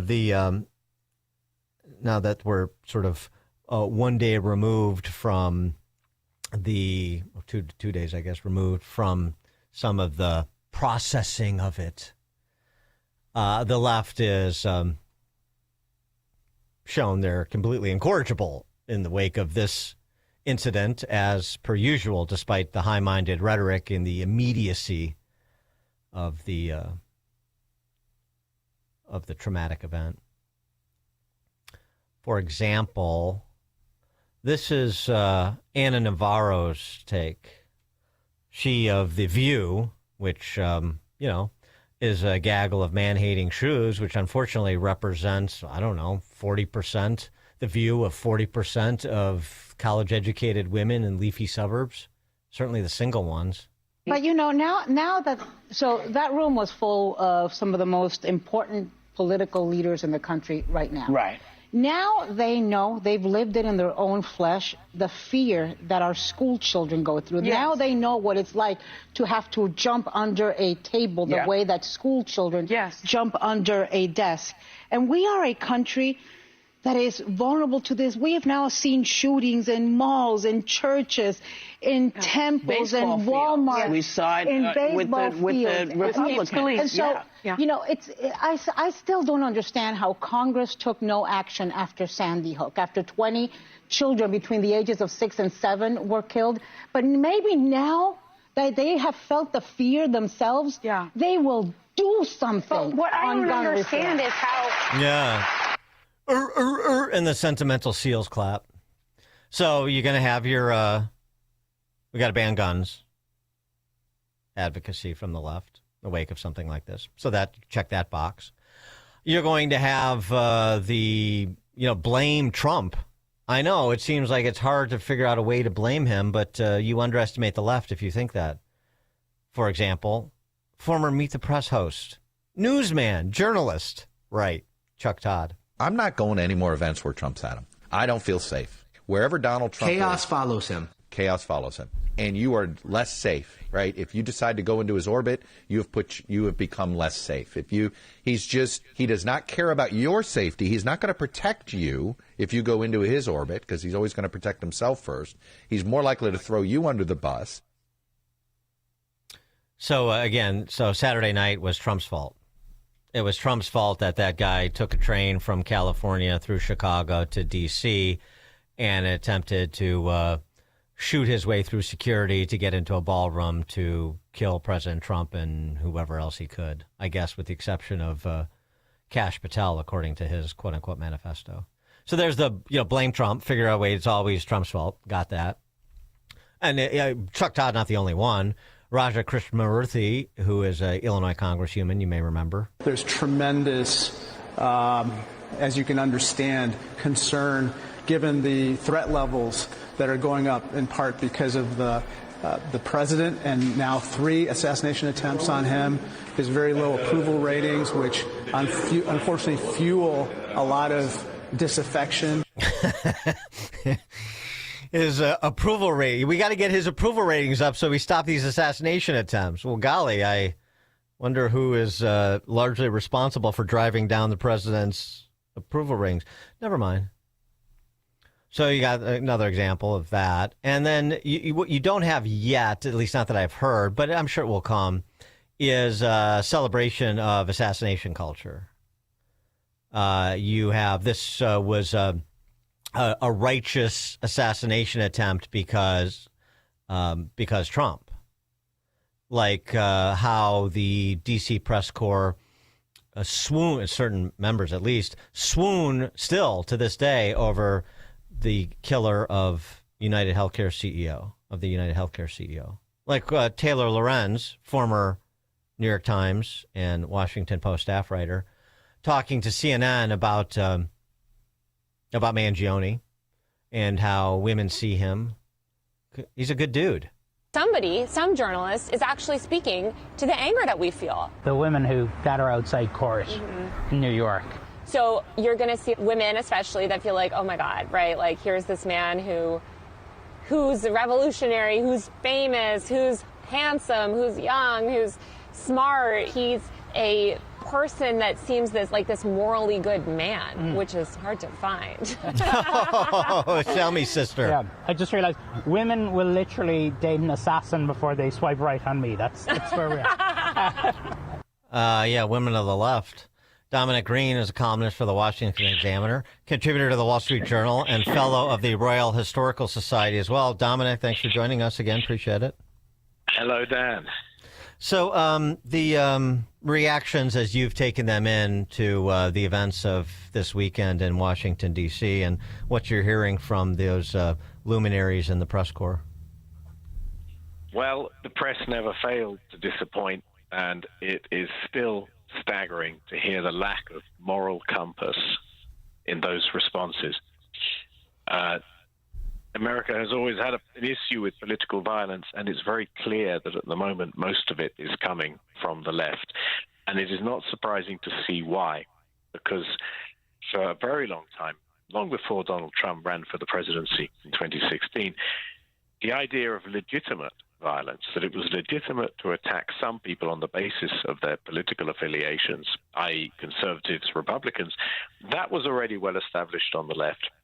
And the fact that so much media has now become bunkered and siloed and so on means that people are less likely to hear an alternative voice, or rather a voice of sanity. You know, the idea that Donald Trump wishes to make himself a king, or is a pedophile, or a fascist, or all of the things, for instance, that circulate frequently on left-wing social media and reappear in the manifesto of the shooter at the White House Correspondents' Dinner. These things are completely delusional, but they, of course, have real-world consequences. Yeah, and, I was hearkening back yesterday to that survey that came out sort of in the height of the Doge moment in the first year of Trump's term, when he and both Elon Musk were targets. He's always a target for the opprobrium, but Elon Musk elevated his target status exponentially. This is when Teslas were being vandalized and Tesla dealerships were being firebombed because he was trying to find waste, fraud, and abuse in the federal government. It's horrible. And the survey research was basically about half of those who identified as left of center thought there was a legitimate basis to assassinate both Trump and Musk. Yes, and therefore you're talking about millions of people in a country where firearms are readily available, in a situation where the security around the president in particular does seem to be rather permeable. Yeah. It's just crazy that an armed man was able to get a room at the Washington Hilton, given that it was probably the most sensitive site in the United States that night. That indicates a real lapse. And there will be a lot of talk about how the security envelope was breached, and also how it was breached at Butler, Pennsylvania, where Thomas Crooks, clipped the president's ear. What people do not talk about enough is the informational envelope. People are inside little mental bunkers of their own making that is flattering them into thinking that they are people of brave conscience by endorsing and even calling for the murder of democratically elected leaders. Making a habit of that is catastrophic for a society, and yet that is what large parts of the left have been pushing for a decade and more. I want to turn our attention to the visit from the Royals, and where I saw I think it was yesterday, UK PM Keir Starmer's approval rating is below 20%. That doesn't bode well for him or for Labour in the upcoming election, does it? No, he's absolutely in the last days, and they could actually drag out because the situation is so dire that nobody is in a hurry to take over. The local elections are going to cut off Labour at the knees. They're going to lose all their local councils on the 7th of May, on present form anyway. And after that, there will be one of those Roman stabbings in the Senate scene. There'll be a new leader. But, they're all as bad as each other. This will be like, I think we've had like 8 prime ministers in Britain in less than a decade by then. The fact is the state is broken. The government is broken. It doesn't really matter who's driving. It's still a clown car. So having King Charles out in the U.S. at the moment is the best possible advertisement that could be put on what is absolutely a catastrophic political situation. So is the visit from King Charles, is this an attempt to sort of reformulate the special relationship that has been attenuated by Starmer? Yes, and the good news is, and this is obviously what both sides will emphasize, is that all the connections that really underpin the British and American relationship in defense, in technology, in business, and also in the human connections and the cultural, historical connections, all those things are still there. What has gone wrong is at the political level, Britain has a government which doesn't like the US, actually, and would much prefer to rejoin the European Union. And this is just one of many things in which the government in Britain does not reflect the values of the people. Governments come and go, monarchies stagger on forever, and Charles and Camilla's visit will, as I said, it'll show you the better side of Britain, and what most people in Britain and I think in the US would think of as the enduring and valuable side of it. But yet there are real problems. The U.S. is changing its global strategy, and as administrations swing between Democratic and Republican, American foreign policy swings back and forward. This has got the Europeans panicked because they don't have enough military capacity to defend themselves, so they're reliant on the U.S. and resenting the U.S., and Britain is in that boat as well. So there's simultaneously a panic plus a need to set a new course, and they're not up to it, actually. They lack a strategic vision. And there are people in the Trump administration who clearly do have a strategic vision, and the Europeans are very wary, certainly in Western Europe, of going along with it. So again, King Charles can do a lot, but he can't paper over these serious cracks. A decade removed from Brexit, is there still that populist sentiment afoot in the body politic? Yes, this is a big unresolved question. To get a majority like that in a referendum, you have to combine lots of different groups. And what united them all was a dissatisfaction with the situation that Britain was in. And all the issues are still live issues. The question of national sovereignty. Well, you don't have national sovereignty if you cannot control your borders, for instance. The question of immigration. The taxes, for instance, economic policies, all of these things remain unresolved. We've had a succession of frivolous charlatans who have basically failed to answer any of these questions and have made most of them worse. And I don't think Starmer's successor will be able to do it. I think it requires a complete change in political direction of the kind that happened in 1979, 1980, when Margaret Thatcher and Ronald Reagan came in. And Kemi Badenoch or anybody in the Conservative Party is not up to the challenge, you think? I think Kemi Badenoch is making all the right noises, and I think she's trying to turn the Conservatives towards where the centre of public opinion now is. But a lot of her MPs are left Liberal Conservatives, small c Conservatives, or not even Conservatives in any measurable way. They're the equivalent of rhinos in the Liberal end of the Republican Party. But she is, and I think there is an appreciation by her and quite a few other people in what remains of the Conservative Party, what needs to be done. The problem is that they completely forfeited the public's trust. They had a golden opportunity from 2016 to 2024 to do what they promised to do, which was listen to the people and put the country on a new course. And instead, they drove it to bankruptcy and created a high immigration and crime problem on a scale that hadn't previously existed. So they have lost the public, and to win them back is going to be difficult. Well, right, because I mean, obviously, you contributed to the exposing of what was happening with the piece that you did on the Pakistani rape gangs, and that even provided some impetus for Starmer to at least make noise, like he was going to start getting serious about deporting people in England illegally and enhancing border security. But I know last time we talked, you said that was just noise and there was no action behind it. And I wonder if that's changed at all. I'm afraid nothing has changed on that front. They are not willing to change the regulatory legal framework that would allow for closing borders and deporting people. They're simply not willing to do it because that will lose the Labour Party a key voter base without which they cannot retain power. It's that simple. They cannot do it. The Conservatives failed to do it. Therefore, people look to a new party, untested, without the infrastructure even of a regular party, which is Nigel Farage and Reform UK.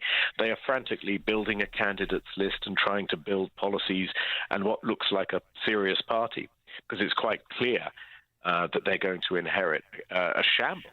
And it could well be before 2029.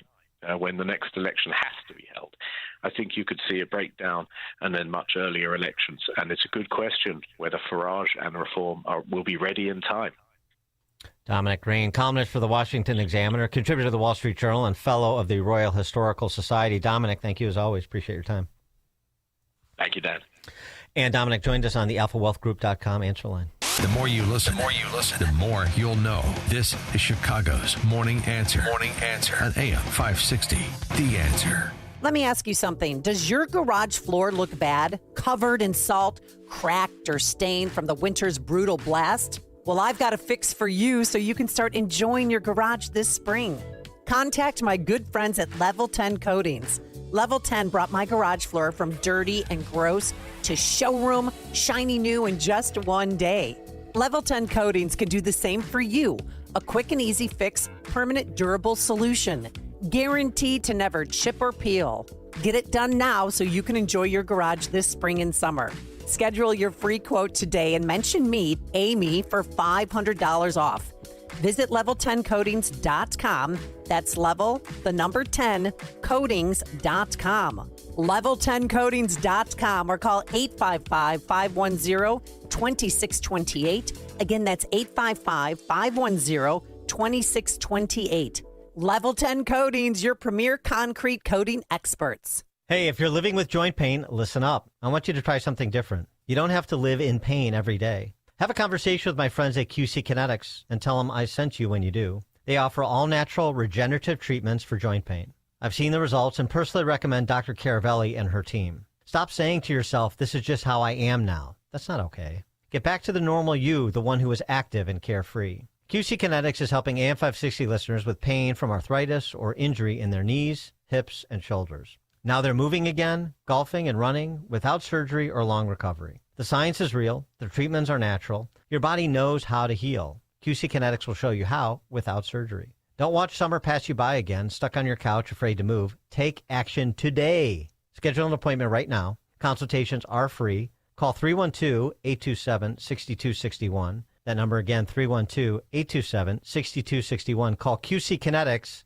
at 312-827-6261. As a local business owner, you get called every week by marketing companies. We get it. We have hundreds of satisfied customers. Here's what a satisfied client recently said. Open enrollment is going great. We're hitting record numbers. Thank you so much for this report. It really is amazing to see how the marketing is really shaping our enrollment around the city. Salem Surround. Is your business hard to find online? Meet with a digital marketer today for ideas that will make your business stand out. Visit salemsurround.com. On Salem News Channel, principled voices are shaping today's conversation. Scott Jennings brings clarity to the toughest debates.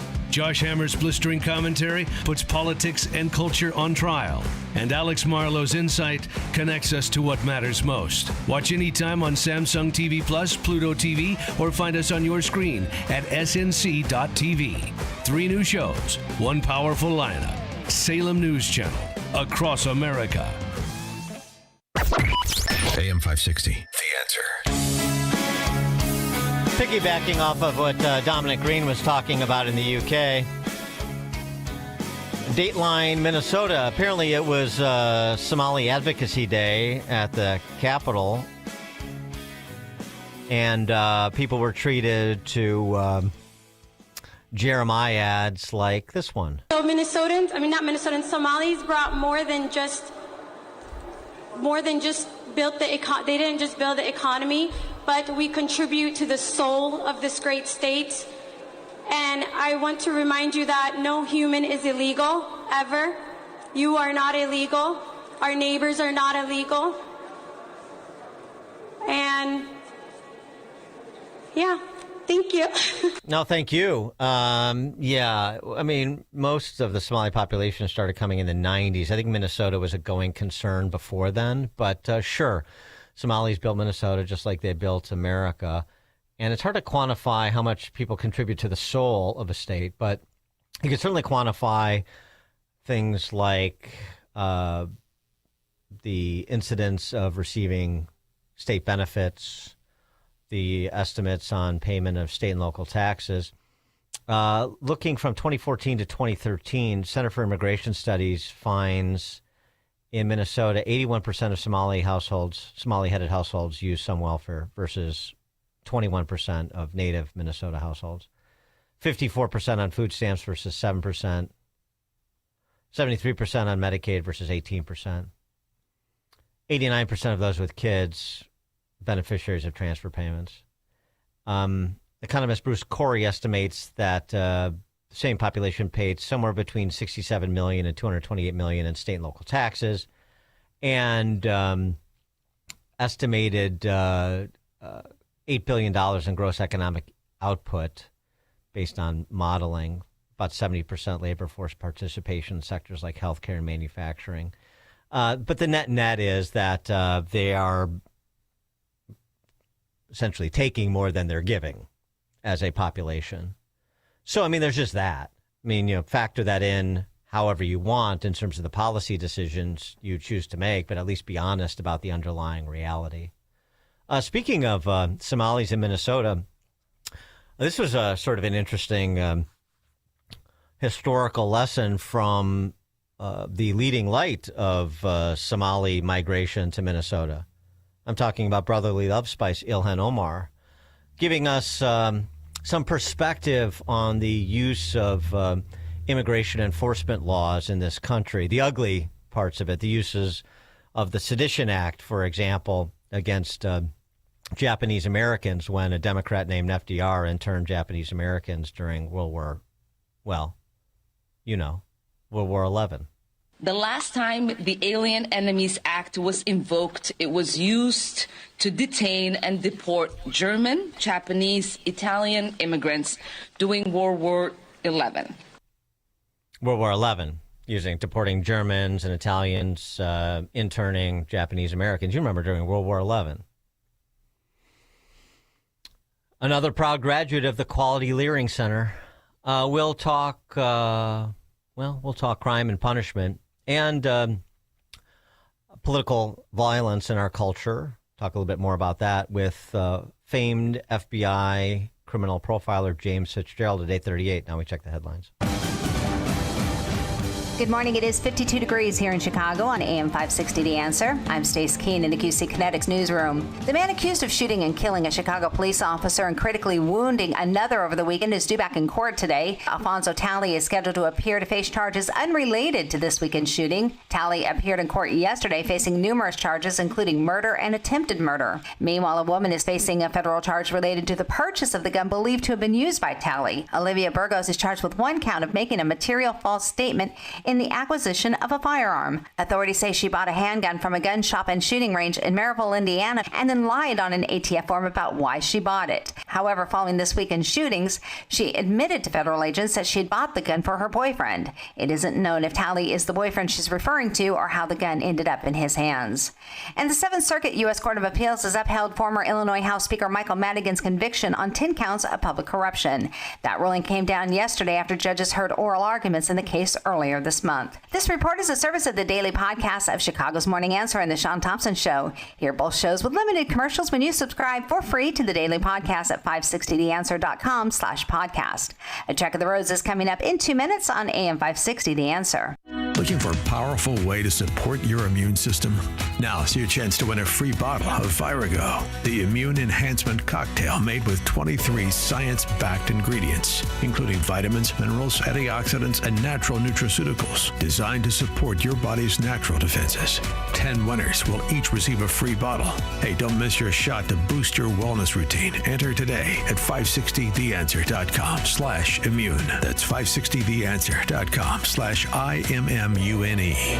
Chicagoland certified financial planning professional Tim Stearns discusses taxes in retirement. Most people are paying more in taxes and keeping less of their money to live and do what they enjoy. That's why we've put out the retirement tax bill calculator online. You can see with your own eyes just how much you might be overpaying. It's a valuable tool, $500 value, but we made it free for you to view and run your own numbers at MVPCFP.com. That's MVPCFP.com. To run your retirement tax bill calculator, go to MVPCFP.com. Investment advisory services offered through Cornerstone Securities, LLC. Welcome to another edition of Tuesdays with Tim. My friend Tim Stearns, a certified financial planner with TJ Stearns Financial Planning in Arlington Heights. Tim, how are you? Welcome back. Doing well. Thanks for having me. Tim, for more than 25 years, you've been helping clients achieve financial security and peace of mind, which has to be rewarding. Doing it a long time. You've got a lot of success stories on a daily basis, I'm sure. Can you give our listeners an example of a family that you've helped out recently that comes to mind? We had a 65-year-old call who had been listening to your show, and he called us and he said, he wanted to know, do I have enough assets? I'm really tired of working. I'm burnt out, etc. And he didn't know if he had the resources, and he didn't have the knowledge to get to the answer of that. So we helped him prepare a Protect and Grow blueprint. And by doing that, we helped position his money for income and cut back on the risks that they had in their current portfolio. Thank you, Tim. If you're in your 50s or 60s, I want you to speak with my friend Tim Stearns, TJ Stearns Financial Planning. Tim will help you structure and optimize your savings to prepare for 20 to 30 years of enjoyable retirement. Call Tim today to schedule your free consultation and get your free Protect and Grow blueprint. Call 1-800-640-2256. Again, that number, 800-640-2256. Tell him I sent you when you call Tim at 800-640-2256. Platform safety is critical at your commercial and industrial facility. Keeping people safe and meeting OSHA requirements isn't optional. That's why Vans Industrial offers free platform inspections by professional structural engineers who know exactly what to look for. Problems with platforms, ladders, or stairs can lead to costly fines or worse. Vans Industrial helps you meet OSHA standards to protect people in your facility. Hi, I'm Dave Van Camp, president of Vans Industrial. With decades of experience, I bring long-standing industry knowledge from inspecting, correcting, and replacing countless platforms to make facilities safer. Vans Industrial is a specialty contractor equipped to modify or replace steel catwalks, handrails, stairways, and ladders. Our union building trades professionals fabricate and install high-quality steel systems that create safer work environments. Call 833-VANS-IND for a free platform inspection by professional structural engineers. See what else we can do for you. Visit vansindustrial.com. That's VANS Industrial.com. This hourly segment is brought to you by Goldilocks, offering 24/7 security solutions for homes and businesses. Call them today at 708-889-5600. Taking a look at the roads from the Team Hochberg Traffic Center, I'm Sue Aller. Big problems on 57. We're shut down on the inbound side between Halstead Street and the Dan Ryan, and this is all because of a collision involving a big rig truck. Delays go all the way back to 111th Street. On the Dan Ryan, it is 32 minutes from 95th to the Burn Interchange. Outbound is 12. You also have slowdowns on the northbound side of Lakeshore Drive between Bryn Mawr Avenue and Hollywood Avenue. And if you're traveling on 8094 westbound at Torrance Avenue, watch out for another collision. 20 in, 27 out on the Edens. From Lake Cook to Montrose, 53 minutes inbound on the Kennedy from O'Hare to the Burn Interchange. Outbound is 49, hitting those brakes inbound on the express lanes between the Edens and Ohio Street. 36 in, 29 out on the Ike from Wolf to the O Post Office, and 51 minutes inbound on the Stevenson. From Veterans Memorial to Lakeshore, outbound is 32. This report is a service of Allstate. Wish you could save on home insurance? With Allstate, you could easily save and get quality protection. Yep, it's a win-win. So what are you waiting for? Check Allstate first for a quote today. You're in good hands with Allstate. Chicago's Morning Answer continues next, but now the latest forecast from the Air Right Heating and Cooling Weather Center. Today, expect a breezy morning followed by variable clouds with a high of 64.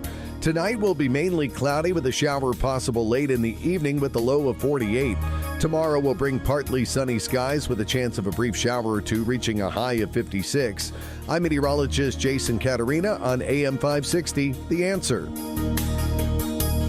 Get the latest weather, traffic, and news updates online at 560theanswer.com. Now, from the Signature Bank Studios. Only the biggest stories, only the biggest guests, and only the biggest opinions. This is AM 560, The Answer.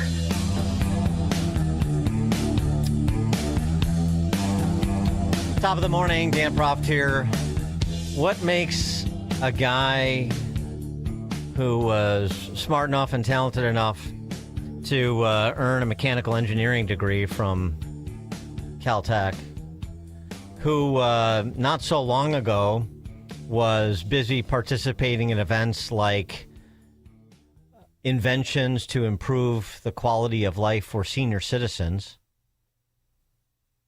what makes him bum rush the security detail at the White House Correspondents Association's dinner and try to kill the President of the United States and others? This is a local network affiliate profile of the event I'm referring to, and the shooter, Cole Allen, is included in the coverage of this, the sort of human interest story, this event that was happening in his community in California. College student Cole Allen developed a prototype for a wheelchair emergency brake. The wheelchair brakes tend to lock the wheels, but don't actually lock the chair to the ground. The idea with this is to prevent it from moving at all. Recent Aging into the Future conference held by St. Barnabas Senior Services and the Eisner Foundation offered a test run on products that have the potential to enrich the lives of seniors. 14 different tech startups got to present to over 350 people in the hopes of getting their projects into some sort of senior health facilities. So he's participating in putting his mechanical engineering know-how to work in like a Shark Tank fair, if you will. And then a few years later, he's doing what he did on Saturday night.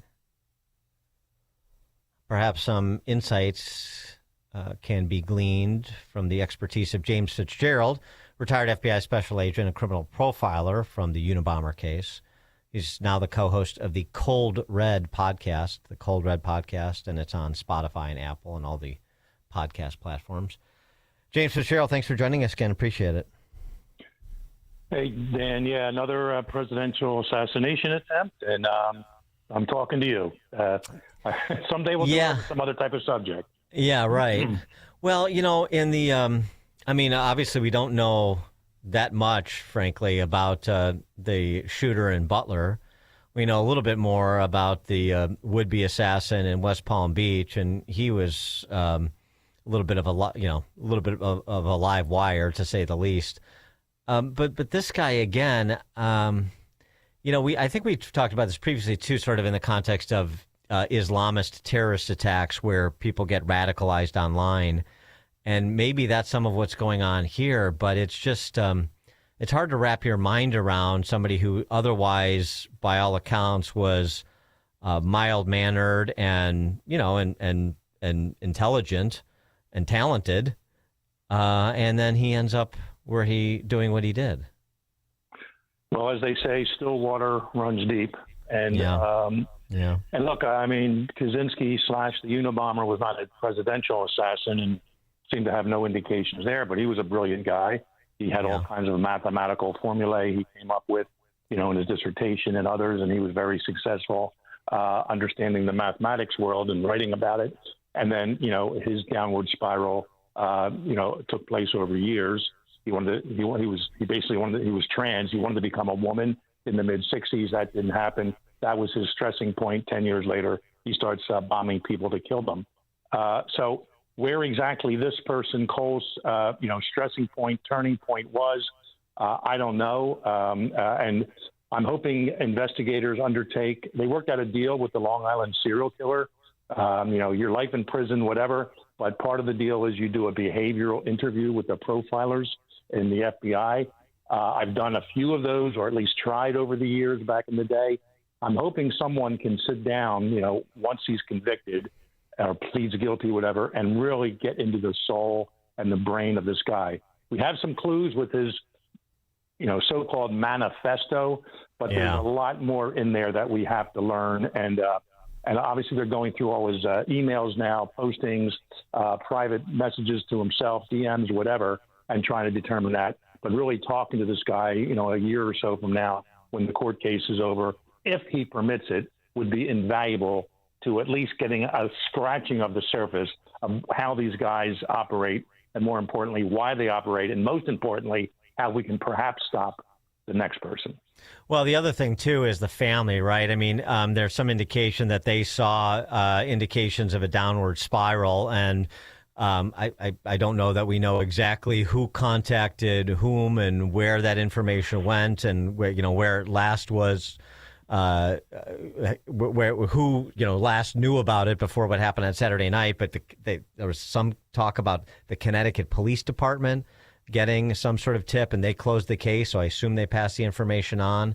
But it would seem to me like, as part of trying to understand, you want people that were close to him to give you some sense of, what they started to see, if his behavior started to change, his focus on politics, or his animus towards Trump, or whatever it was, to try to get an understanding of maybe some of what the catalysts were.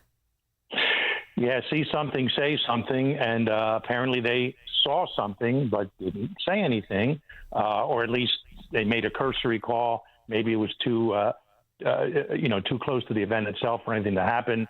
I'll wait to let's see how that plays out. But there was leakage. There almost always is leakage with these people, somehow, some way, usually by electronic communication of some sort. And it was there with this guy, but unfortunately, he still could check into a hotel the day before with his weaponry and get as close as he did, which that's a whole other part of the story that he never even should have gotten that close. Well, okay, so let's talk about that a little bit. This was sort of a hot mic moment. James Falia, who is a presenter on Fox News, talking to another guy about, this is pre-attack, talking to another guy just sort of making observations about security that night. I love that they have like two random chicks holding the front door open. We're not even trying anymore. It's not even like, I just mean like they're not even like Secret Service people. It's like the girls who work here are holding the door. Even if it was the guys, it wouldn't even make it better. It's like it's just like they might as well put a doorstop in. Like, they put up a doorstop and a scarecrow. Don't this guy. So, an unintentionally poignant commentary about security, at least from their perspective. Well, then the guy wrote about it himself in his quote-unquote manifesto. Yes. No damn security, not in transport, not in the hotel, not in the event. Security is all outside, et cetera, et cetera. People, your listeners can read it, but he picked up on that too. And there's inner perimeter, there's secondary perimeter, there's outer perimeter. I mean, I may have told this story to you before, and your audience, on one of the other presidential assassination attempts, but very quickly in 2005, I think, brand new FBI laboratory opened up at the FBI Academy in Quantico. President Bush II was going to be there, cutting the ribbon, all that stuff. I'm an FBI agent assigned there, supervisory special agent. The Secret Service wouldn't let me carry my gun into my own FBI Academy, which I wore every day when I went there for whatever reason. So they stopped us there, and I was a little upset about that, didn't like it. But I said, all right, it's their job, keep guns out of there. Then you hear about something, that was one president. His cabinet wasn't there at all. And he should have been protected that way, looking back, fine. And now you have something like this where 20 cabinet members were there, president and vice president, the Speaker of the House, first three in the order of succession in case anything happens to the president, or the next two, I should say. And the security is like this. I have some serious questions about that, as everyone else does. And when the killer himself, or the attempted killer, picks up on this, and he puts it out even before he does the act, he's not running this out of prison right now. This was done beforehand. So you can't take away from his astuteness, if you will. I hate to compliment him at all in picking up this. And that's exactly how he managed to get as close as he did to taking out, you can almost say, the entire U.S. government command. Now, there's been some who were in attendance who said, he really didn't get that close. He was a floor away and this and that. But it's still sort of disturbing that he got close enough with firearms and knives that he could sprint through the security area, the magnometer area, guns ablazing. I mean, that still seems like if you had just another checkpoint a little further in, you probably could have stopped that, right? Because he ultimately thought he could get sort of like a head start, literally a running start, with how insular the security was, as opposed to more checkpoints. Yeah, and I preface what I just said with there's inner circle, medium circle, outer circle. And he barely got through the far outer circle. But that's still too close, is my point. And the Secret Service is going to have to look into that. And, of course, to me, this justifies even more so the quote-unquote ballroom that Trump's building at the White House. I'm not sure if it would hold 2,500 people or not, but maybe that's where these events in the future, have to be held, these types of events, or certainly not in a hotel where another president was almost assassinated in 1981. So, of course, that was outside, whatever. But it's just a bizarre set of circumstances. And these guys, they get so it's almost like there's an ideologically violent subculture out there, and they're not doing it for money, for sex, which is usually the reason for killing, for power, for control. It's this behavior is 100% formed online, and it's fomented over months or years. From within, from without, and then they act accordingly. And it's not going to go away. I thought somehow, I don't watch Jimmy Kimmel. I haven't in decades. I thought somehow he'd have even a semi-joke-ridden apology last night. He didn't. So the next person out there with access to some kind of weapons is watching, goons like him make these types of comments on national TV, and they're saying, hey, if Jimmy Kimmel approves, I can do it. The other guy did it, and he'll be famous someday, and I'll be famous someday. So it's just a tough scenario in the society. Free society, free speech is great, but I guess we're learning after 250 years, some people can take advantage of that and try to kill the rest of us. I wanted to get your take on the indictments the Department of Justice secured against the Southern Poverty Law Center, particularly because for financing hate groups that they then identified and demagogued and raised money off of fraudulently, financing KKK and other hate groups. And it's importantly because they were essentially a partner organization to the FBI under Chris Wray and maybe Jim Comey. They were. And that, in fact, is scary. And yeah, every news site, most news sites in the country, if not the world, would reference the SPLC. And, if they say this is a hate group, then of course they must be. And here they are just, 100% ideologically upside down and certainly, looking to make a profit, even if they're a nonprofit organization. So, yeah, it goes back to, the economic theory of supply and demand. Demand was high for racist incidents, but the supply was low. So what does the SPLC do? Yeah, manufacture them, right. They manufacture and pay for it themselves. And please go out. And, even Charlottesville, where, Biden saw the veins in the neck of these racists. Yeah. They're paid people going out there to foment, I'll use that word again, this type of behavior. And, a few other people showing up, maybe 100 other people showing up with a statue issue, which you can argue one way or the other. But and then the other people get all the rebel rousers going. And, who knows with J6, who was there out of SPLC, not to mention the FBI, which we now determine, dozens to hundreds of agents or their informants were there.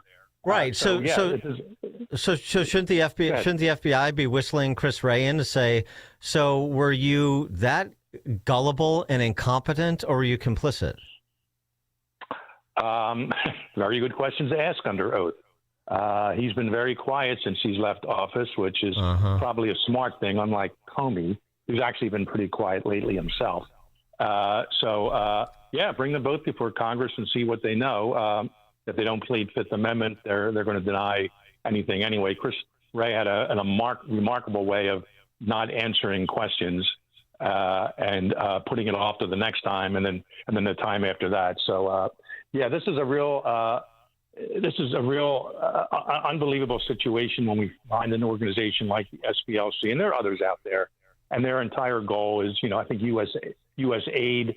A lot of at least some of the money, taxpayers' money, was spent getting these groups agitated, not just internally, but also, or I should say domestically, but also internationally. And I hope some more of these groups can be found out and if not prosecuted, at least sued to prevent them from doing it in the future.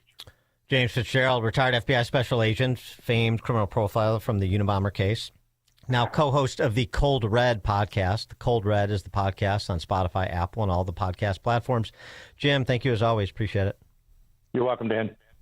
And Jim joined us on the alphawealthgroup.com answer line. It's like a hot, steaming cup of information to start your day. It's Chicago's Morning Answer on AM 560, The Answer. Hey, if you're living with joint pain, listen up. I want you to try something different. You don't have to live in pain every day. Have a conversation with my friends at QC Kinetics and tell them I sent you when you do. They offer all-natural regenerative treatments for joint pain. I've seen the results and personally recommend Dr. Caravelli and her team. Stop saying to yourself, this is just how I am now. That's not okay. Get back to the normal you, the one who is active and carefree. QC Kinetics is helping AM 560 listeners with pain from arthritis or injury in their knees, hips, and shoulders. Now they're moving again, golfing and running without surgery or long recovery. The science is real. The treatments are natural. Your body knows how to heal. QC Kinetics will show you how without surgery. Don't watch summer pass you by again, stuck on your couch, afraid to move. Take action today. Schedule an appointment right now. Consultations are free. Call 312-827-6261. That number again, 312-827-6261. Call QC Kinetics at 312-827-6261. At Signature Bank, going the distance for business banking customers is what we do every day. We understand that business owners have a strategic mission, a drive to succeed, a plan for growth, and don't have time to wait for a bank to respond. With Signature Bank, you not only have a banking partner that has roots right here in Chicago, but our decisions are made locally too. Signature Bank knows that when you have a question or problem about your business, you want answers. You need someone who will pick up the phone or respond to your text. You need someone who is always there for you. That's Signature Bank. We are a team that wants to get to know you and your business. Want to be Signature Bank's next success story? Give us a call today at 773-467-5630 or visit us online at signaturebank.bank. Member FDIC Equal Housing Lender.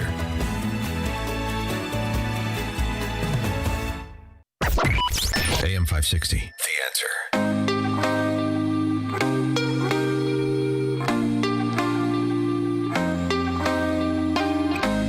All right, thank you for joining us on another installment of Chicago's Morning Answer. Good discussions as well. I am going to be off the rest of the week. I've got to finish that application to the thruple. See if I can make the cut for the 2-week trial period. So once I get that squared away, I'll be back to the show. So have an enjoyable rest of your week. I'll catch you on Monday. It's now 9 o'clock on AM 560 WIND Chicago.